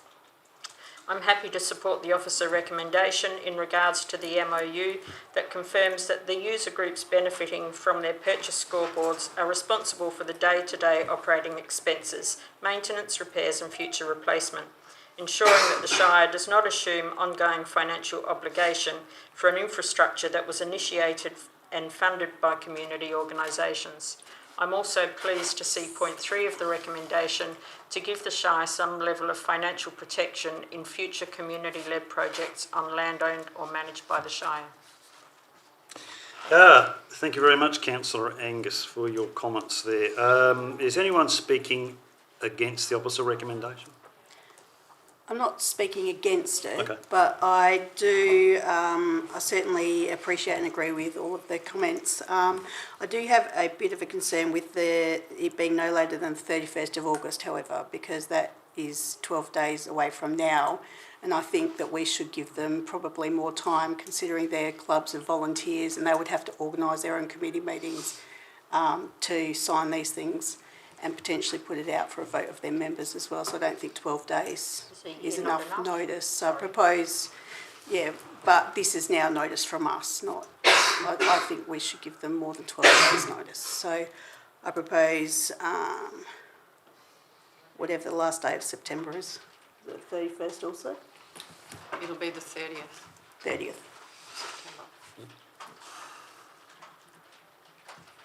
That would be my amendment, just to give them more notice, because they will need to organise committee meetings amongst their members, and I don't think that gives them enough time. No one on the committee can sign that memorandum of agreement without the vote of their clubs. Sorry, what date, Carla? The 30th of September. Can I make a statement about this, please? They have been in possession of the memorandum for quite a substantial time now. And I'm, my only request would be if you move this out, that you just add the fact that the actual costs will be backdated to the current month, because it will be seeing it another month down the line where we're already responsible for the fees or the costs.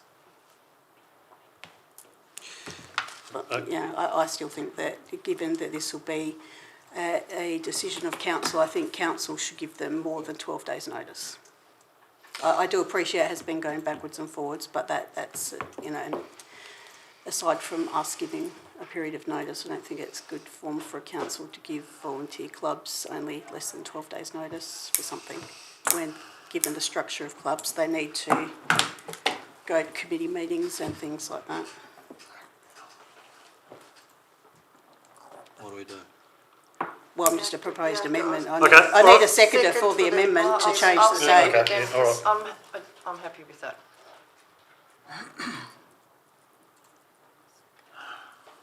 Can we just put in 30th of September 2026? Yeah.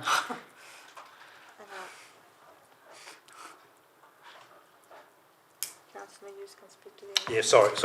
Yeah, so- Councillor Hughes, you can Yeah, speak sorry. to this, Yeah, this so I amendment. just Sorry, think the that, amendment, you know, we're representing these, you know, community groups in our community, and I think that it would be poor form for us to give them less than 12 days' notice of a directive from council.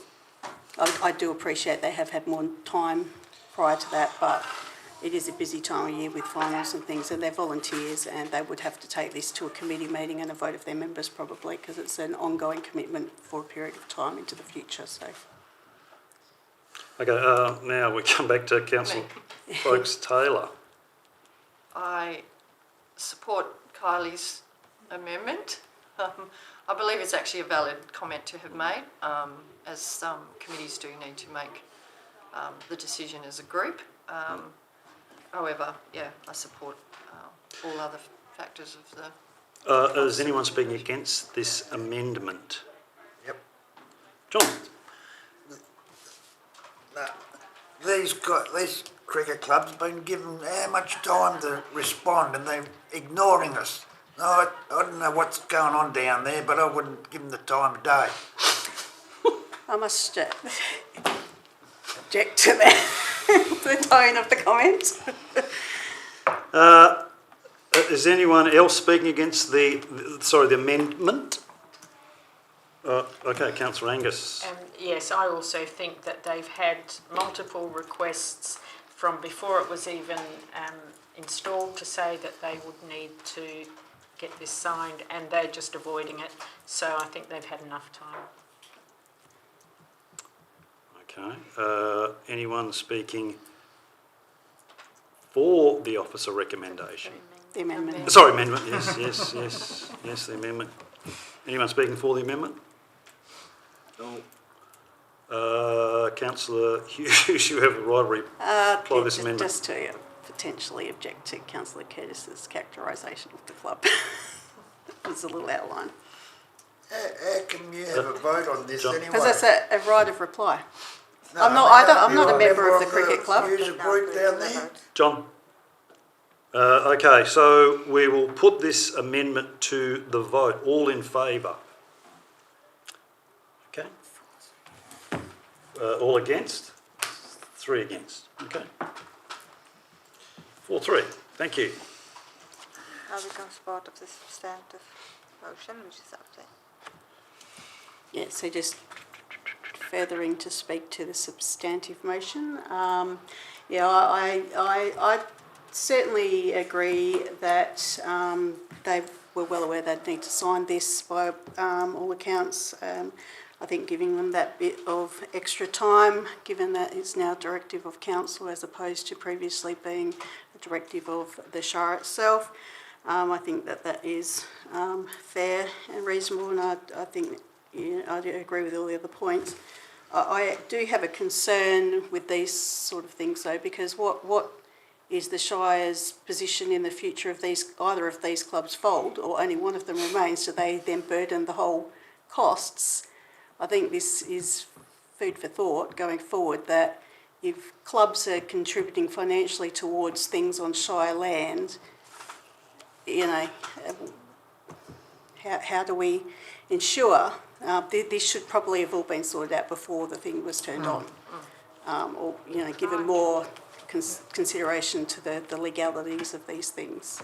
So. Okay, thanks, Councillor Hughes. So there's only a few councillors that can still speak to this motion. Who hasn't spoken to this one then, that would like to speak? Anyone? No? Councillor Folkes-Taylor's right. Councillor Folkes-Taylor, you've got a right to reply here. Look, I have nothing really further to add. I support the extension to the 30th of September, just to give the committees an opportunity to meet and agree and sign the MOU. I think that's very important, but I do believe the MOU in itself is an important document to limit the risk on our Shire. Thank you. Thanks, Councillor Folkes-Taylor. Okay, we'll put the substantive motion to the vote. Those in favour?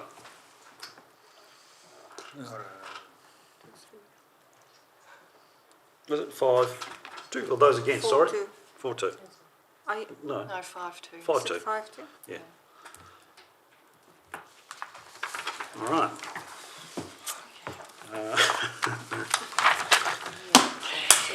Okay, CSO 3, Public Open Space Reserve, cash in lieu of WAPCT 00692. Councillors, you have the officer recommendation to establish a reserve account entitled Public Open Space Reserve, cash in lieu, WAPCT 00692. Can I have a mover for this, please? Councillor Curtis. Can I have a seconder for this? Yeah, Councillor Foulkes-Taylor. Councillor Curtis.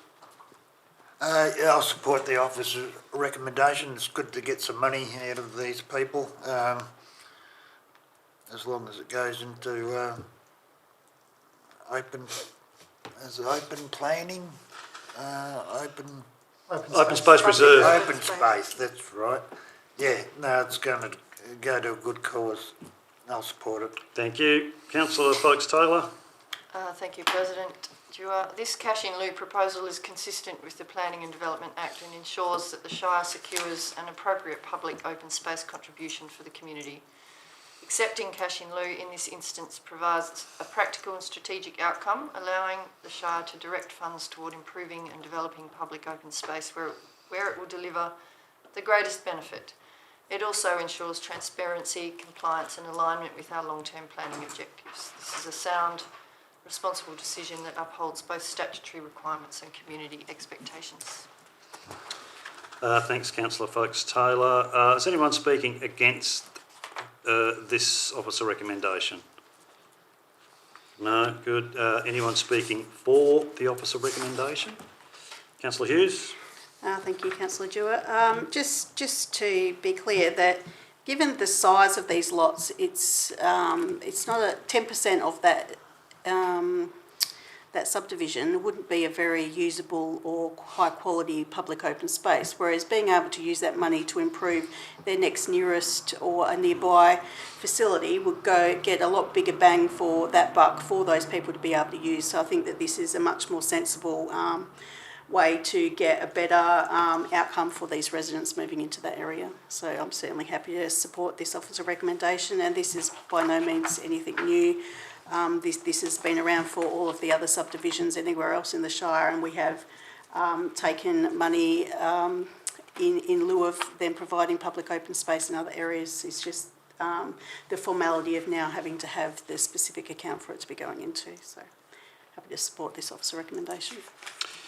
Thanks, Councillor Hughes. Yeah, I think it's a really good idea, and because it's a public open space reserve sort of cash fund, it means there's some flexibility with it, so it can be spent perhaps where it's gets our best bang for buck or in the right place at the right time. So I'm a big advocate for this this officer recommendation. Anyone else speaking for it? No. Okay. We have a right of reply. Councillor Curtis, I think. Nothing more to add, Mr. President. Thank you, Councillor Curtis. No one speaking against the recommendation. I'll put this to the vote. All in favour?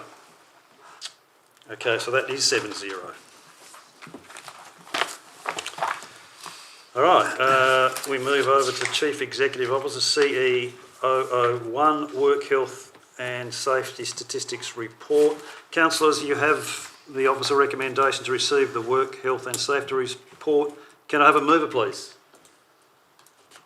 Councillor Angus, thank you. And I need a seconder, please. Councillor Greyer, thank you. Councillor Angus, we'd like to talk this one. Briefly, thank Okay. you. As usual, happy to receive this report. Also happy that there were no horror stories involved. Thank you very much to the staff and the CEO. Thank you, Councillor Angus. Councillor Grove, would I just talk to this officer recommendation? Nothing to add. Okay, thank you very much. Is anyone speaking against? No. Anyone speaking for? No one down that end. Okay. Councillor Angus, you got right of reply on this one? Nothing more, thank you. Thank you very much. I'll put this to the vote then. All in favour? So I've got 7-0 again.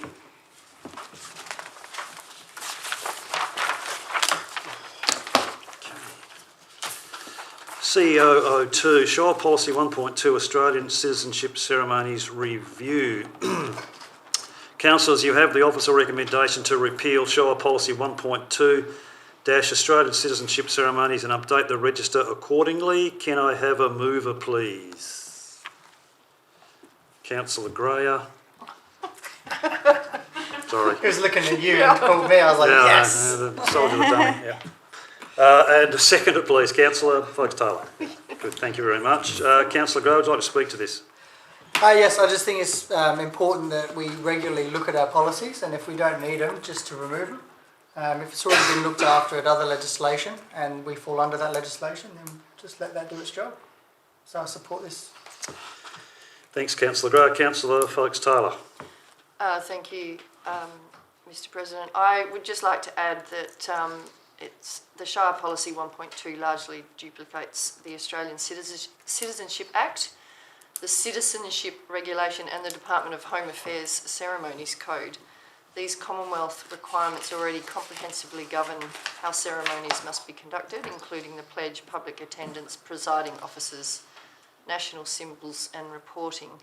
Repealing the policy removes unnecessary duplication, reduces the risk of inconsistency with updated federal requirements and simplifies our policy framework without changing how we deliver citizenship ceremonies.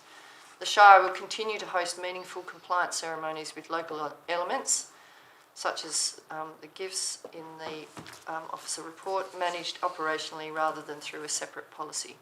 This is a sensible housekeeping step that strengthens clarity, compliance and good governance. Thank you, Councillor Fox-Taylor. Anyone speaking against the officer recommendation? Anyone want to speak for the recommendation? Yeah, I'll just briefly say that it's reduce a bit of duplicity. So, and anything that's simple and easy to follow, I think, is a great idea. Anyone else speaking for? No. Okay. Councillor Gray, you've got a right reply. Nothing more than that, thank you. Okay. All right. I'll put this to the vote. All in favour. So we got 7-0 again. CEO 03, Compliance Audit Return 2025. Councillors, you have the officer recommendation to receive the unconfirmed minutes of the ARIC meeting held 12 August and adopt the Shire Compliance Audit Return for the period 1 January 2025 to 31 December 2025. Can I have a mover for that, please? Councillor Curtis, yes, sorry, Councillor Curtis. Seconder, Councillor Angus, yeah. Which one are we doing? This is CEO 03, compliance audit. I think we're keeping it up. It's probably page 7A. most of the job. 15 on ours. 15 in this. You've got a different vote. Oh, have I? Oh, sorry. I support the officer's recommendation as written. Thanks, Councillor Curtis. Councillor Angus, would you like to add to that? Just happy to receive the unconfirmed minutes of the meeting we all attended last week and in support of the officer recommendation. Thank you, Councillor Angus. Anyone speaking against? No. Anyone speaking for? I'll just strictly say, yeah, that looks all good to me, and I'll support the officer recommendation on that one. Councillor Curtis, you got a right to reply? Nothing to add, thank you. Okay, I'll put this to the vote. All in favour? So that's 7-0 again.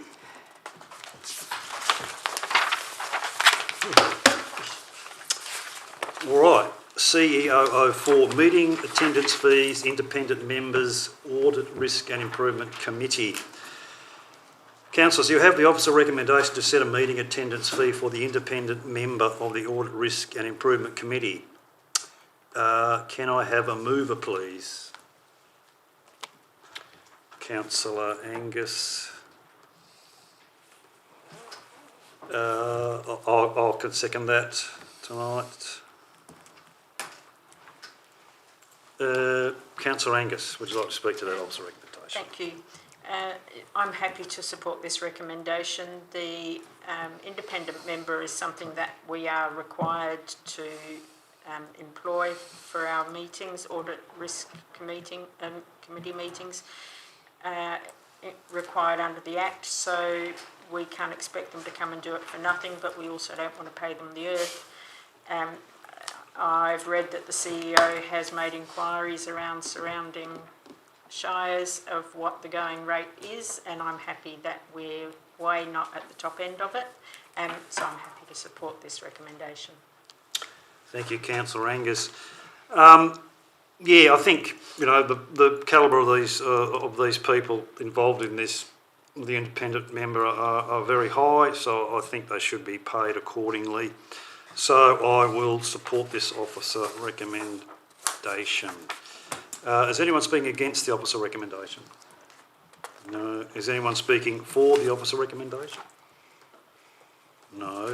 Councillor Angus, you've got a right reply if you like. Nothing more to add, thank you.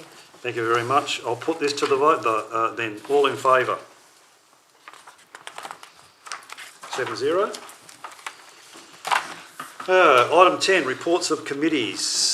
COM 01-826, Chittering Bush Fire Advisory Committee meeting 28 July 2026. Councillors, you have the officer recommendation to receive the unconfirmed minutes of the BFAC meeting held 28 July and appoint the listed fire control officers for 2026-27 financial year. Can I have a mover for this one, please? Councillor Folkes-Taylor. I'll second that one. Councillor Folkes-Taylor would like to talk to this one. Thank you, Mr. President. I will just say briefly that receiving the committee minutes, adopting the amended terms of reference and confirming the FCO appointments ensures our governance, operational readiness and community safety are upheld heading into the 2026-27 fire season. Thanks, Councillor Folkes-Taylor. Yeah. As we're heading into a new fire season, I think it's really important that we, finalise and sort out and make sure we've got the very best people helping to manage and put out the fires over summer. All these people are really good appointees, so that stands us in good stead. So I strongly support this officer recommendation. Anyone speaking against the recommendation? No.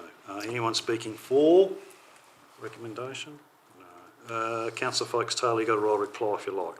I have nothing further to add, thank you. Thank you. I'll put this to the vote then. All in favour? So that's 7-0 again.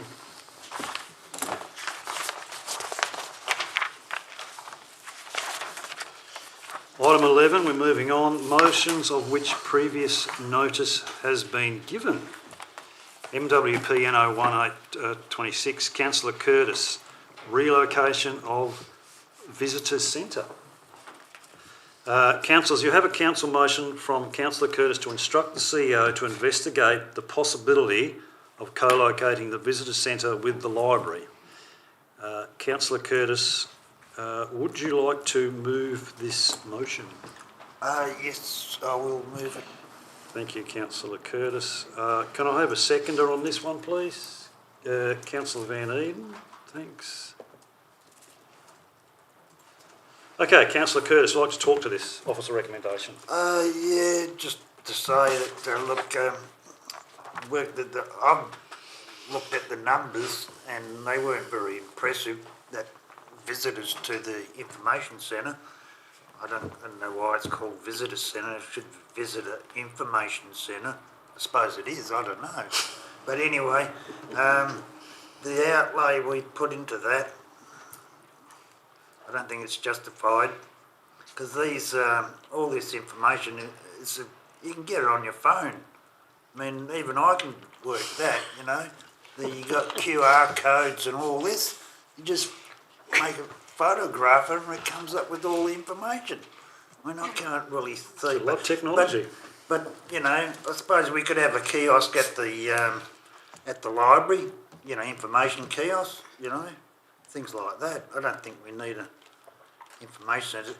And also,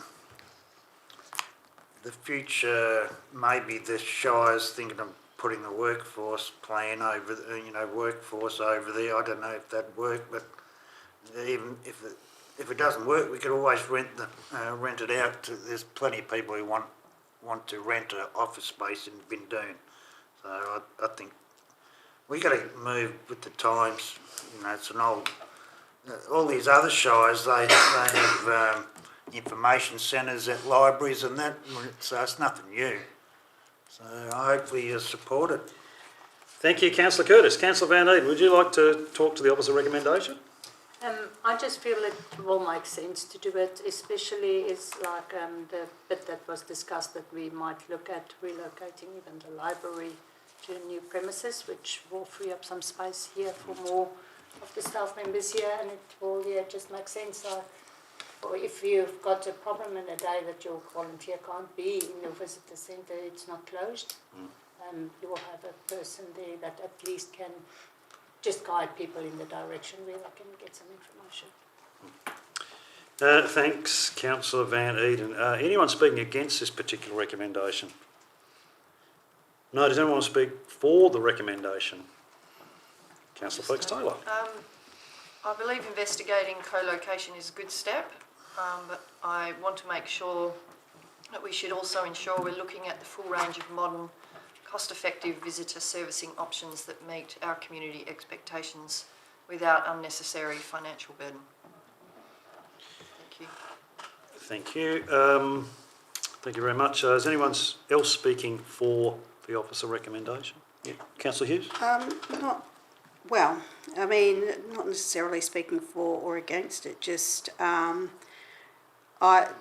not been at the agenda forum, just with the wording of this, is the possibility of co-locating the visitor centre with the library, or is that only if the library is being considered to be moved at that time?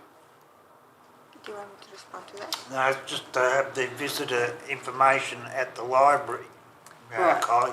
Because that's not what this says.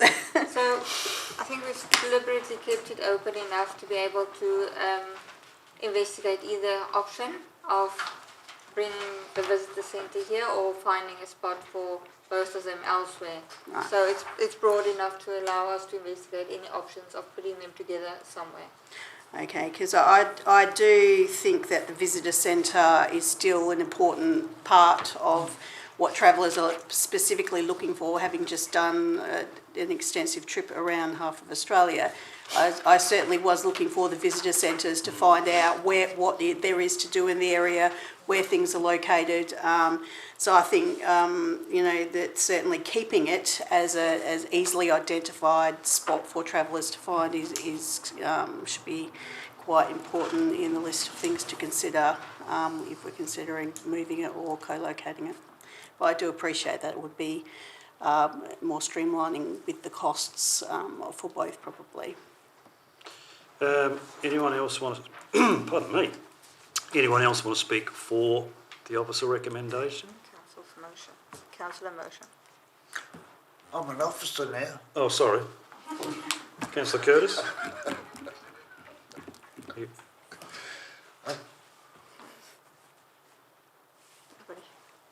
John? Oh, yeah, I've got nothing more to add, but thing is, the visitor centre, the library's open on a Saturday, and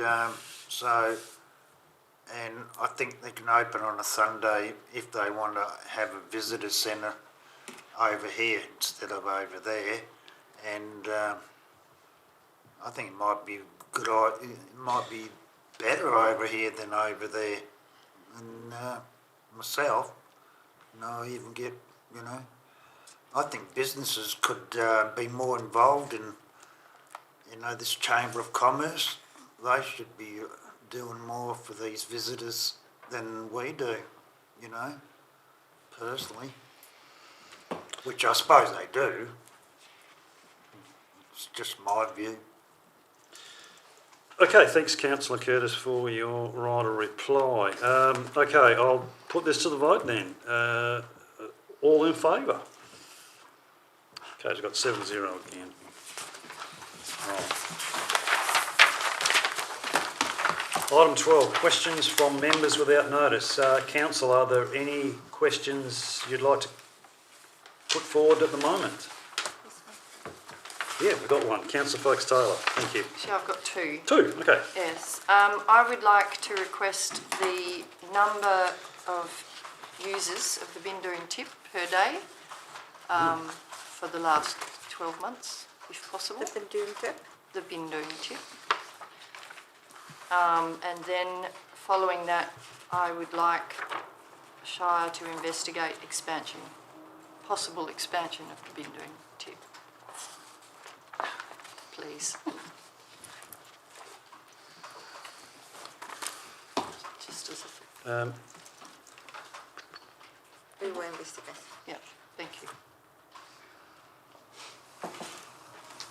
So we'll... It's just questions. Actually, that's a bit of an instruction, so... Yeah, I think you'd need to declare an interest if you're giving an instruction in the question to do something. Do I? Probably. So this is not a proximity question. The interest. question is something we can answer, and this is an instruction. Oh, okay. For it, you can ask the numbers. Yep. But you can't tell me that we should investigate Oh, okay. in Yeah, extent. that's fine. That is an instruction. Okay, sorry, I take it back. Yeah, motion. Yeah, that'd be motion. So we've just got one question now, I think.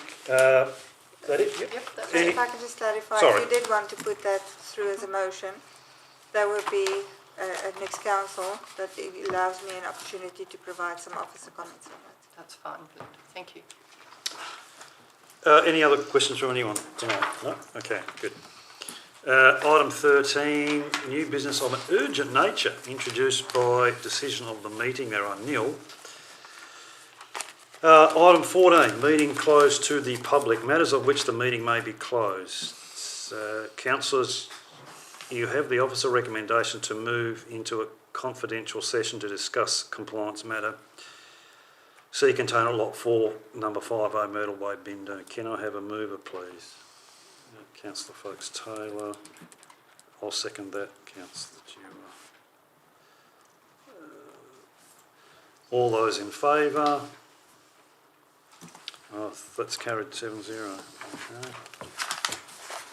Now, Chittering, yeah, it is more than land, it is more than view, it is the people that make it shine through. Chilling, we choose you. More than words can ever say. Chittering, you light our way, our home, our heart, forever true. Chittering, we love you.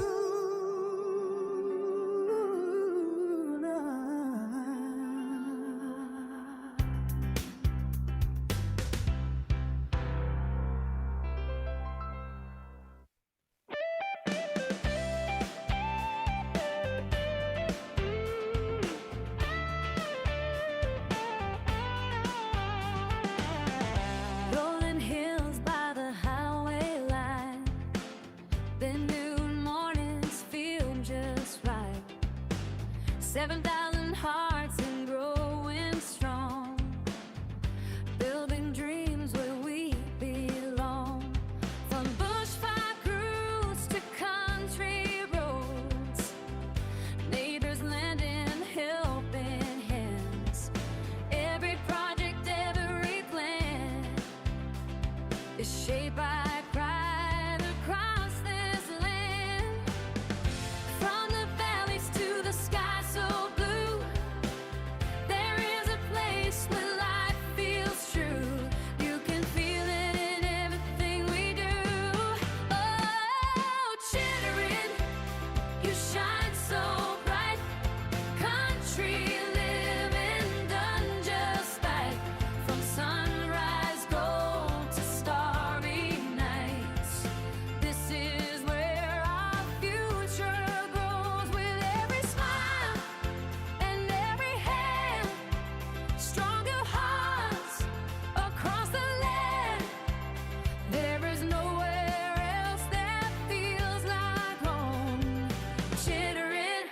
we know.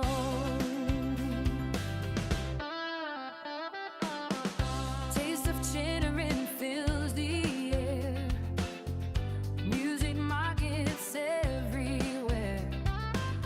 From library labs to cafe fare. Good times found beyond compare. Children playing, seniors wise. Beneath these clear and endless skies.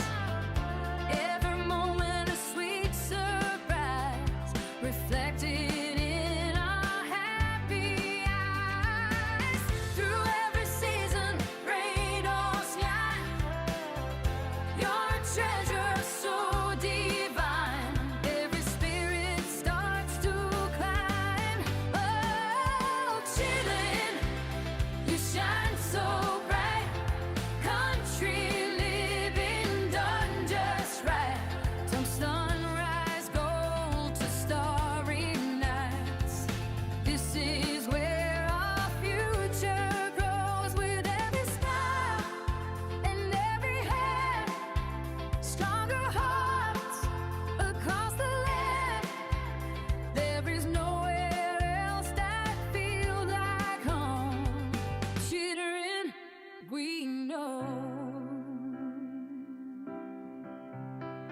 From heritage roots to stories untold, you didn't watch your spirit still bold. Side by side we rise and stand, caring for this special land. Through every challenge we come through, safer, stronger, tried and true. With volunteers and vision clear, we conquer every doubt and fear. Oh, Chittering, you shine so bright. A countryside full of light, where every road leads to a dream, and every face is on your team. From glowing towns to open space, you can feel the warm embrace. There is nowhere else that feels like home. Chittering, yeah, it is more than land. It is more than view. It is the people that make it shine through. Chillin', we choose you. More than words can ever say. Chittering, you light our way, our home, our heart, forever true. Chittering, we love you.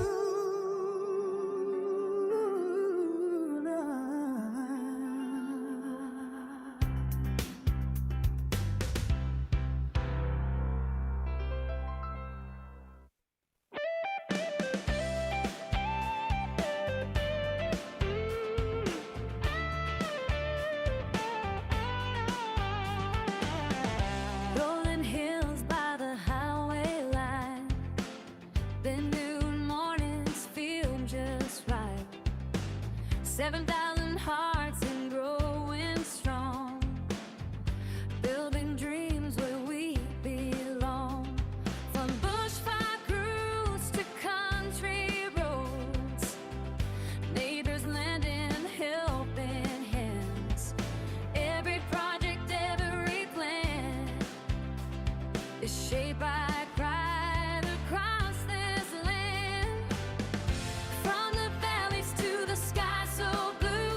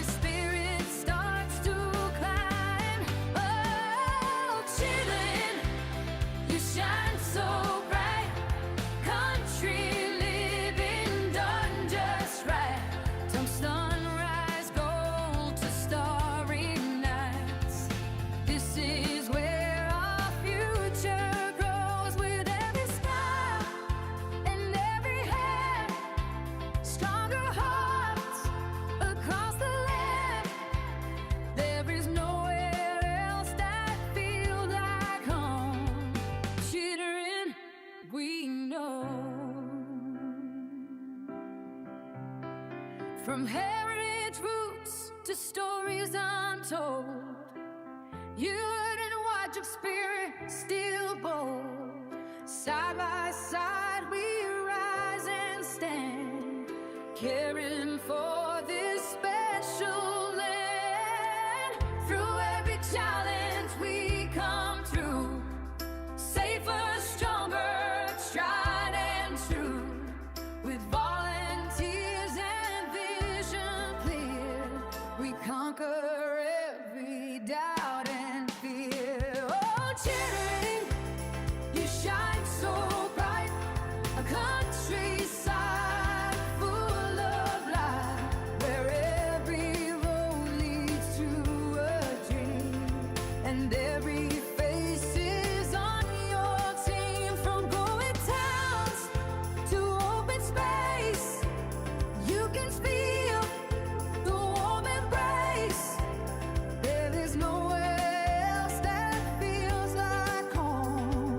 Chittering, yeah, it is more than land, it is more than view. It is the people that make it shine through. Chillin', we choose you more than words can ever say. Chittering, you light our way, our home, our heart, forever true. Chittering, we love you.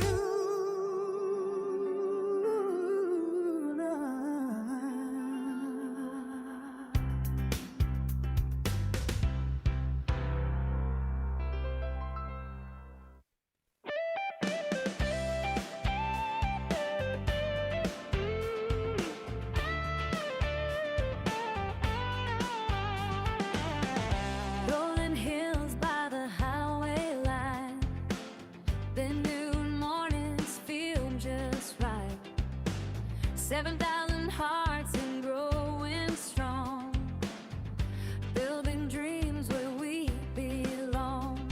From bushfire crews to country roads, neighbors lending helping hands.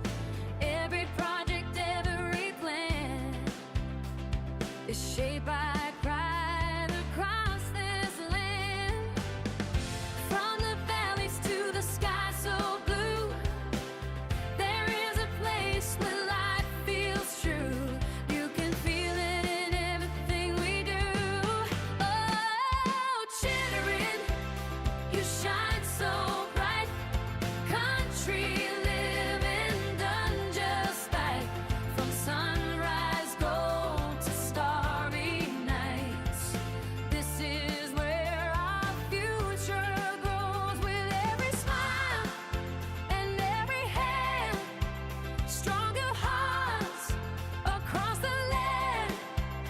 There is nowhere else that feels like home.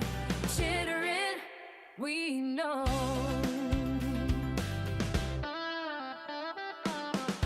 Taste of Chittering fills the air. Music market says. It's been moved by Councillor Angus and seconded by Councillor Foulkes Taylor. That the council, point 1, determine that the placement of the sea container on lot 4-5A Myrtle Way, Bindoon, constitutes unauthorised development under the Shire of Chittering Local Planning Scheme number 6. Point 2, authorise the Chief Executive Officer to engage McLeod's lawyers to commence prosecution against the landowners owners of lot 4-5A Myrtle Way, Bindoon, with respect to the unauthorised sea container placed on the land. Voted 7-0. I think we're on item 15. I'm pretty sure on item 15 that's closure. I call the meeting closed at 9:10 p.m. Thank you and well done, folks. Eyes gold to starry nights. This is where our future grows. With every smile and every hand, stronger hearts across the land. There is nowhere else that feels like home. Chittering, we know. From heritage roots to stories untold, you and watch your spirit still bold. Side by side we rise and stand, caring for this special land. Through every challenge we come through, safer, stronger, tried and true. With volunteers and vision clear, we conquer every doubt and fear. Oh, Chittering, you shine so bright, a countryside full of light, where every road leads to a dream, and every face is on your team. From growing towns to open space, you can feel the warm embrace. There is nowhere else that feels like home. Chittering, yeah, it is more than land, it is more than view. It is the people